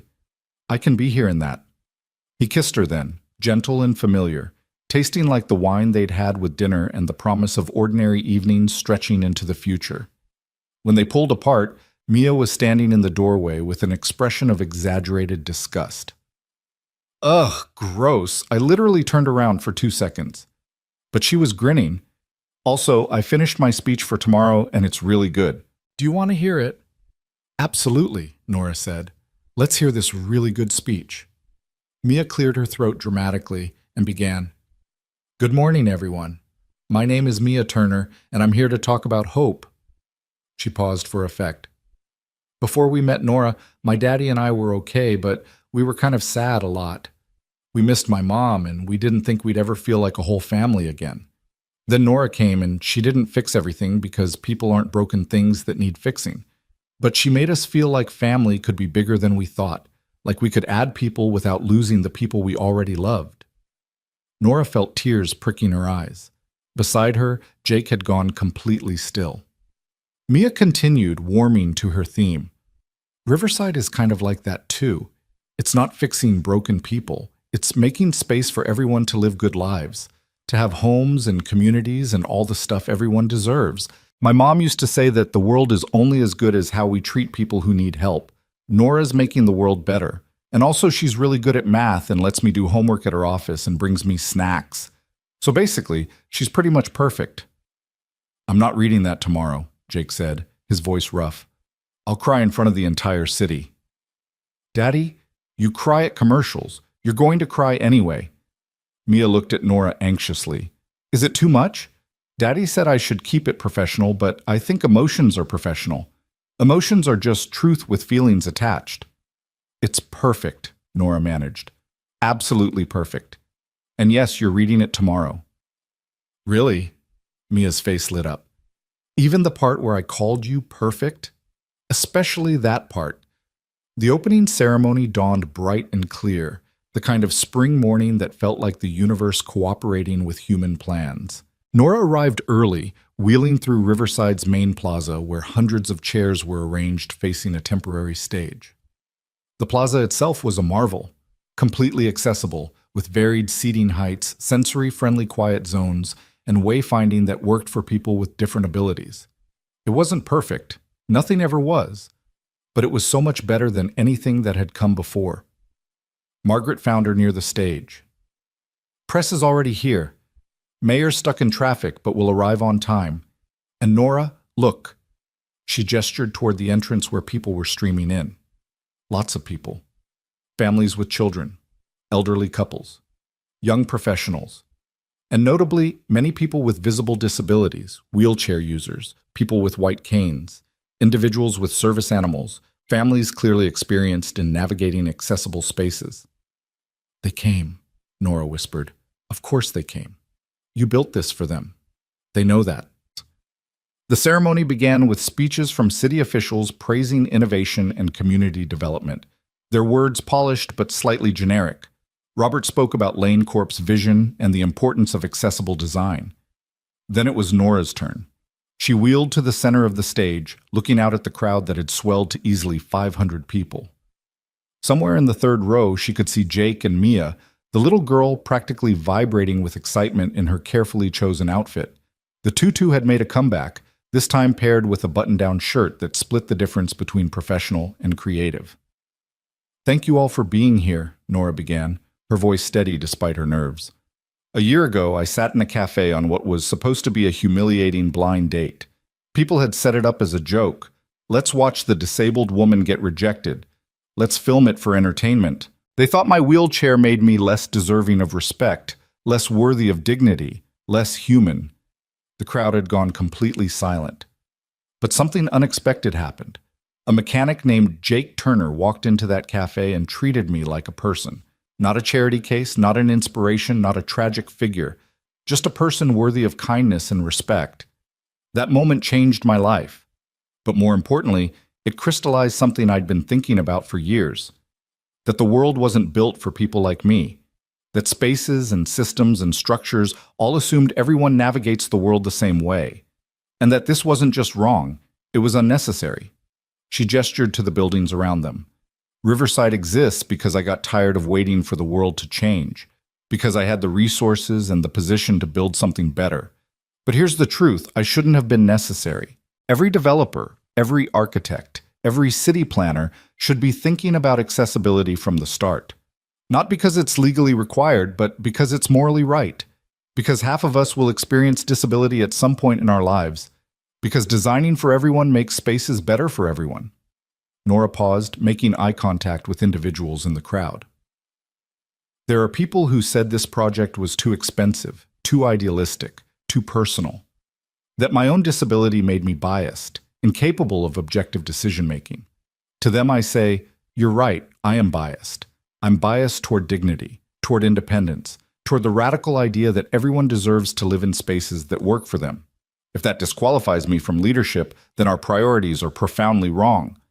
The applause started slowly, then built to something overwhelming. Nora looked at Jake, who was indeed crying, not even bothering to hide it.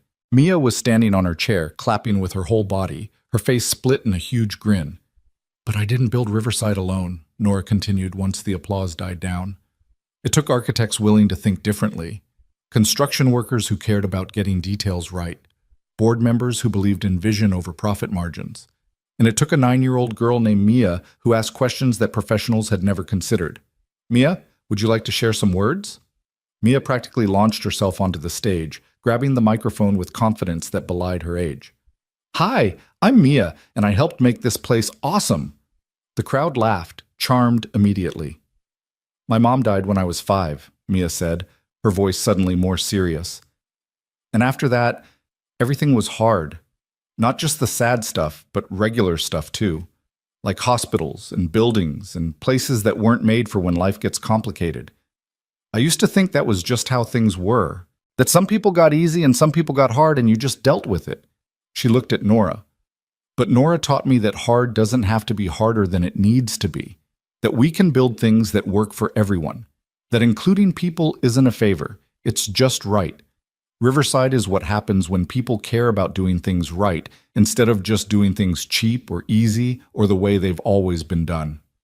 Mia held up a piece of embroidery, one Nora hadn't seen before. The word stitched across it read, "Build bridges, not barriers." I made this for Riverside, Mia explained, because that's what this place is. It's a bridge between how things were and how they could be. Between people who usually get left out and people who usually get included, between being different and being welcome. She handed the embroidery to Nora with a bow that was half formal, half theatrical, completely Mia.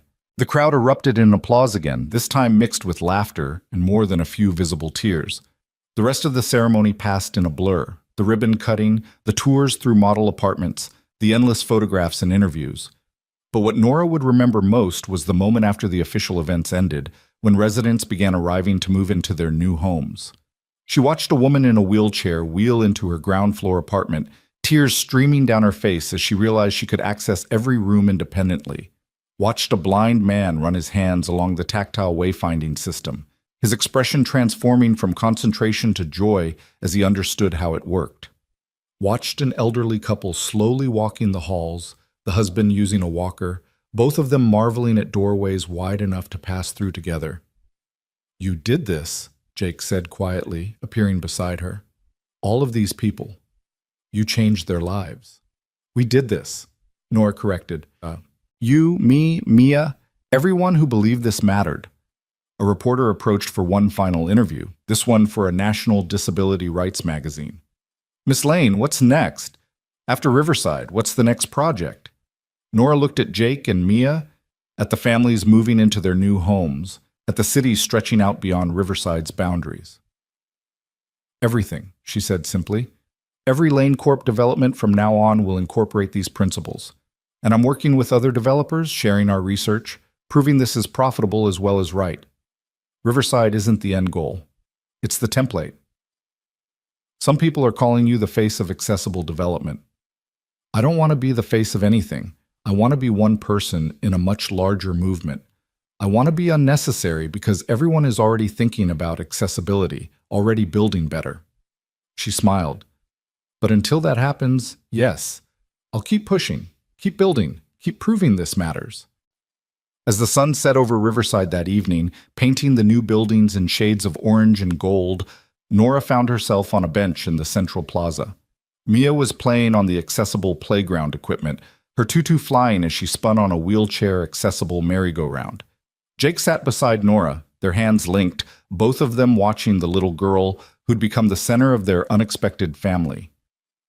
"Do you remember," Jake said quietly, "that first day in the cafe, when you said you just wanted to feel normal?" "Yeah." "Do you feel normal now?" Nora considered the question. Normal had been her goal once, to be seen as just another person rather than as her disability first. But somewhere along the way, normal had stopped being the point.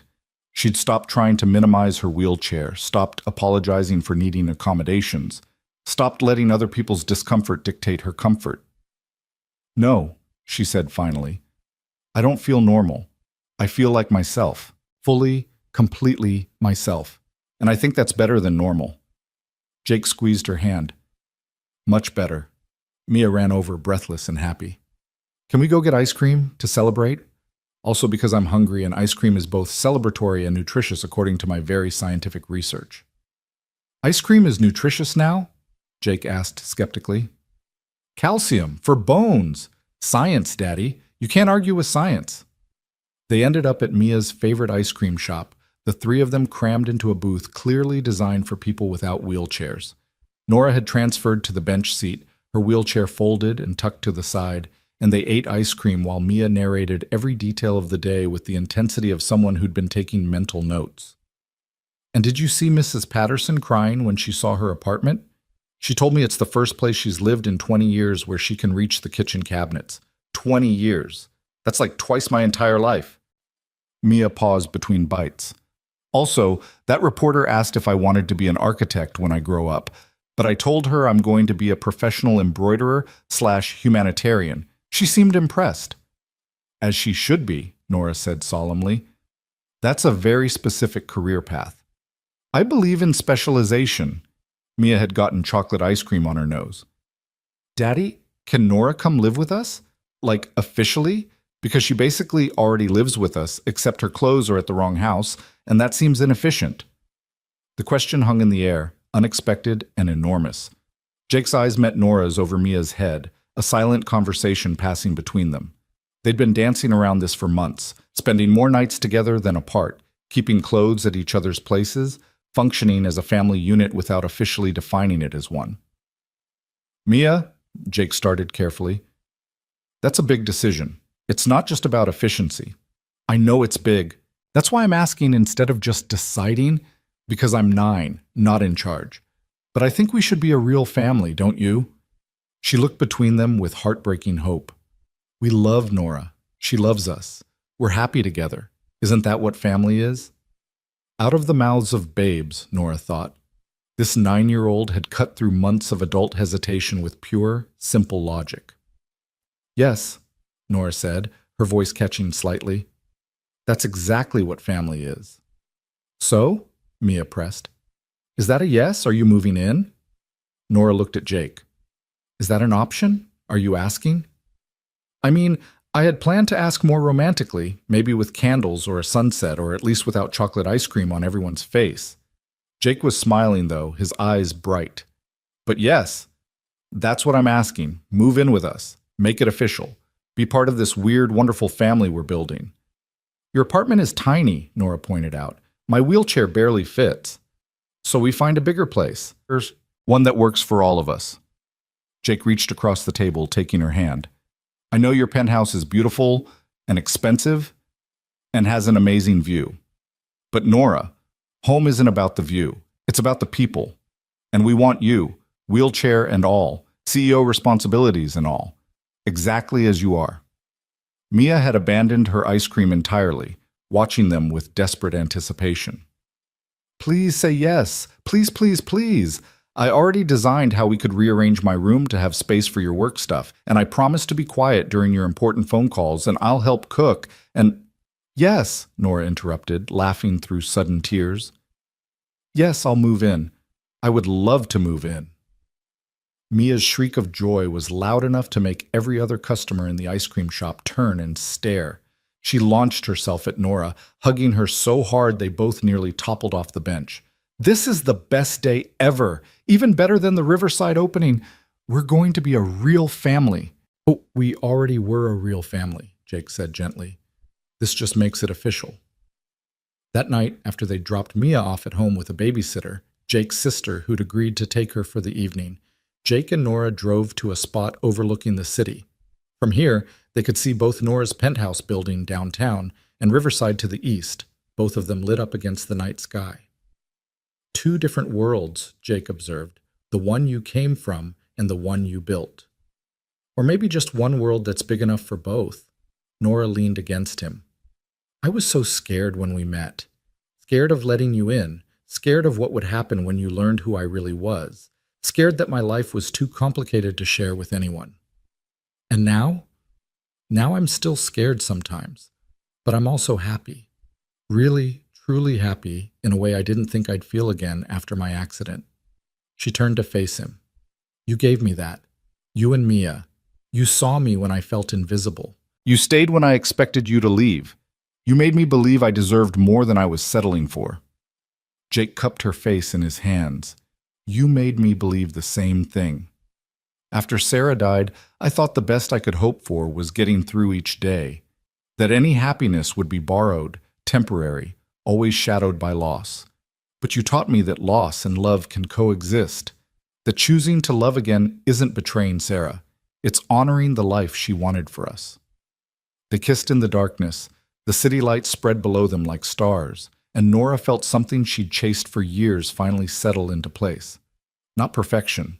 Life was never perfect, but wholeness, completeness.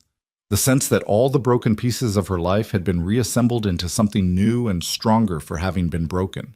The months that followed were a whirlwind of change. They found an apartment bigger than Jake's, more accessible than Nora's penthouse, in a neighborhood that felt like compromise in the best way. Mia got her own room that she immediately covered in embroidery and artwork.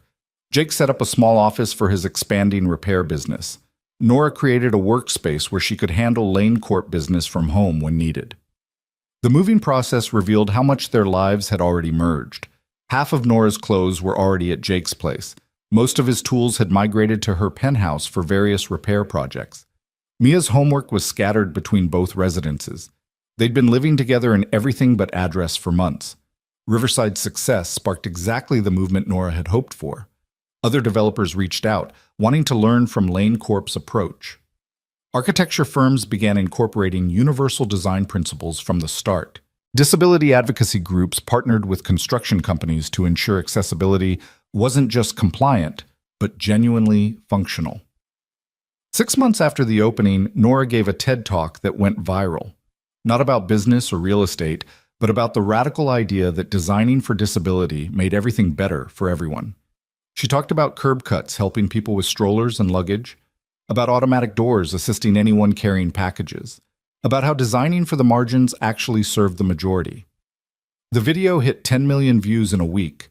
Suddenly, Nora was fielding speaking requests from around the world, consulting offers from major corporations, interview requests from major publications. She became, despite her resistance to the label, the face of accessible development. But the moment that mattered most came 8 months after moving in together, on an ordinary Tuesday evening. Nora was making dinner. Her cooking had improved significantly under Jake and Mia's tutelage when Mia came home from school looking unusually serious. We had career day, she announced, dropping her backpack by the door. Everyone's parents came to talk about their jobs. Oh no, Jake said. I forgot to sign up. Mia, I'm so sorry. It's okay. Nora came instead.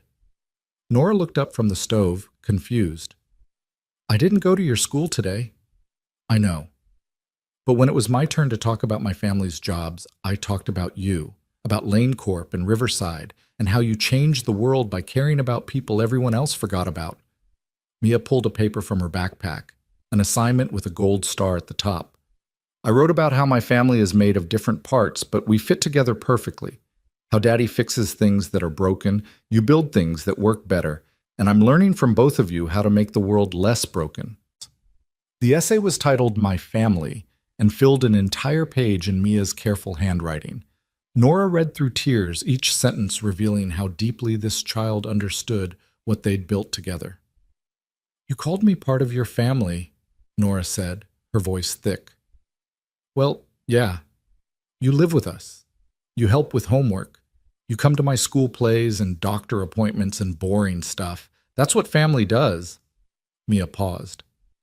"Unless you don't want to be family, I just assumed—" "No, I want to be family.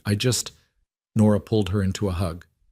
"I didn't know if you thought of me that way, as really part of the family, not just your dad's girlfriend."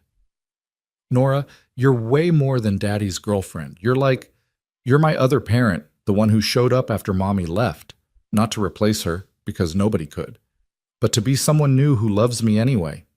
Mia pulled back, suddenly looking much older than 10. "Is that okay, that I think of you that way?" "That's more than okay," Nora managed. That's everything." That night, after Mia was asleep, Nora and Jake sat on their small balcony overlooking the neighborhood that had become home. It wasn't as grand as her penthouse view, but it was real. People walking dogs, neighbors calling goodnight to each other, the sounds of life being lived in close proximity. "She called me her parent," Nora said, still processing. "She's been thinking of you that way for months. I should have warned you she might say something." Jake took her hand. "If it's too much, if you're not ready for that level of commitment, I'm ready." Nora turned to face him.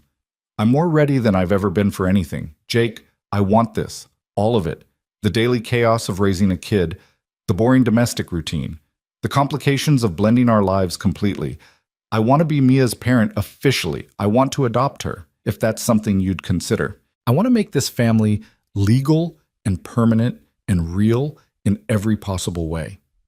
Jake was quiet for a long moment, his eyes suspiciously bright in the dim light. "Are you proposing?" What?" "Because if we're going to make this family legal and permanent, that usually involves marriage. And I was planning to ask you, had a whole thing planned for next month, but if you're jumping the gun—" Nora started laughing, the sound free and joyful. "Are we really competing over who gets to propose first?" "Apparently." Jake was grinning now. "For the record, I still want to do my planned proposal. I bought a ring and everything. Mia helped pick it out. It's very sparkly, possibly too sparkly, but the woman at the store said, 'Go big or go home,' and Mia took that very literally." "You bought a ring?" 3 months ago. I've been carrying it around waiting for the perfect moment." He pulled a small box from his pocket, opening it to reveal a ring that was indeed very sparkly. A design that managed to be elegant despite Mia's obvious influence toward maximum shine. "But since you brought it up first, here's my official proposal. Nora Lane, will you marry me? Will you officially be Mia's parent? Will you bind yourself legally to this weird, chaotic, wonderful life we're building?" "Yes," Nora said without hesitation. "To all of it. Yes." He slipped the ring onto her finger, and they sat together in the darkness, holding hands like two people who'd found each other against impossible odds and decided to keep finding each other every day forward. The wedding, when it happened 3 months later, was exactly what it should have been, small and meaningful, held in Riverside's community center with Mia as the enthusiastic maid of honor. The guest list was selective. Robert and a few key Lane Corp colleagues, Jake's crew from the repair business, Mia's closest friends, and several residents from Riverside who'd become friends over the past year. Notably absent were the people who'd set up the original blind date, Brittany, Marcus, and Sarah Kim. Nora had considered inviting them, if only to show how wrong they'd been, but Jake had talked her out of it with characteristic wisdom. The best revenge is living well, and we're living really, really well. Mia walked Nora down the aisle, a detail the girl had insisted on with unshakable conviction. "Daddy's already at the altar. Someone needs to bring you to him. That's my job. I'm very qualified." The ceremony was officiated by a judge who'd been instrumental in getting Riverside's permits approved. She spoke about how marriage, like good architecture, required strong foundations and flexibility to weather challenges.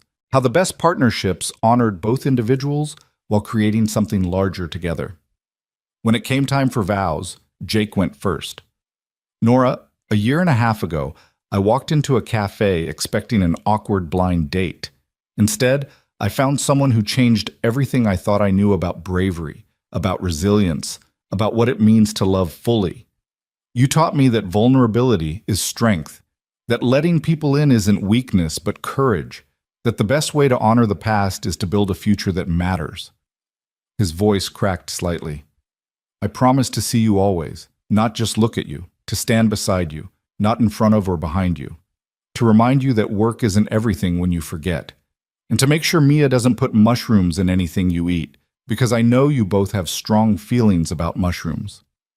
The crowd laughed through their tears. Nora's turn. Jake, you gave me something I thought I'd lost. The ability to be just myself. Not a CEO, not a disability advocate, not someone defined by tragedy or triumph. Just Nora. A woman who laughs at bad jokes and cries at sappy movies and needs reminding to eat lunch. You saw me completely and loved me anyway. You taught me that the right person doesn't complete you. They remind you that you were whole all along. She looked at Mia. You both taught me that family isn't about blood or obligation. It's about showing up, about choosing each other every day, about building something worth protecting. I promise to keep showing up, keep choosing you both, keep building this life we've created. There wasn't a dry eye in the community center. The reception was held outside in Riverside's plaza, the same spot where they'd held the opening ceremony. Mia gave a speech that was somehow both hilarious and profound, ending with, "So basically, my dad met Nora because some mean people tried to be cruel, but they accidentally did something good instead," which I think means even bad things can lead to good things if you're brave enough to see the possibilities. Also, I got a second parent out of this, so I'm very pro-romance. Love is good, everyone. 10 out of 10 would recommend. As evening fell and string lights came on across the plaza, Nora found herself dancing with Jake. She'd transferred from her wheelchair to a regular chair, and they'd figured out a way to dance that worked for both of them. Not traditional, but theirs. Happy? Jake asked, holding her close. Deliriously, improbably, completely. Good. Because Mia's already planning our first anniversary party. Apparently it involves ducks. I'm afraid to ask for details. Nora laughed, resting her head on his shoulder. Around them, their friends and family celebrated, the community they'd built bearing witness to the family they'd become. Riverside's buildings rose against the evening sky, monuments to the idea that the world could be better, that fighting for that better world was worth the cost. A year ago, she'd sat in a cafe expecting humiliation and found humanity instead. Found a man who saw her clearly, found a daughter who needed another parent as much as Nora needed to be one. Found proof that the cruelest setups could lead to the most beautiful outcomes. Strong hearts walk farther. Mia's childhood wisdom had proven prophetic. Nora had walked farther than she'd ever imagined. From that cafe to this plaza, from isolation to family, from fighting to be seen to building spaces where everyone could be seen. And she was still walking, still building, still proving that love and architecture and stubborn determination could reshape the world. One accessible doorway, one genuine connection, one brave choice at a time. The daisies from their first date, new ones, but symbolically the same, sat in the center of every reception table. New beginnings, the flower shop woman had promised. She'd been right. This was a beginning. Not the end of Nora's story, but a chapter that proved the best beginnings often come disguised as endings, and the cruelest pranks sometimes lead to the most profound transformations. As the celebration continued into the night, Mia started a conga line that somehow became a disability-accessible group dance where everyone participated regardless of how they moved through the world. It was chaotic and joyful and perfectly imperfect, exactly like the life Nora had built. She caught Jake's eye across the plaza. He was laughing at something Robert had said, but he met her gaze and mouthed, "I love you." She mouthed it back, the simple declaration that had become their foundation. The cafe video that had started everything was still online, still circulating occasionally when people wanted to share stories about unexpected kindness. But it no longer defined her. It was simply one moment in a much larger story. A story about a woman who refused to let cruelty diminish her, who built accessibility into the foundation of everything she created, who learned that the strongest hearts aren't the ones that never break, but the ones brave enough to stay open even after breaking. Nora Lane had walked farther than anyone expected, especially herself. And with Jake's hand in hers and Mia's laughter ringing through the plaza, she knew the journey was just beginning. Sometimes the best revenge isn't revenge at all. Sometimes it's simply living so fully, loving so openly, and building so persistently that the people who tried to break you become irrelevant footnotes in a story much bigger than their cruelty. This was that story. And it was far from over.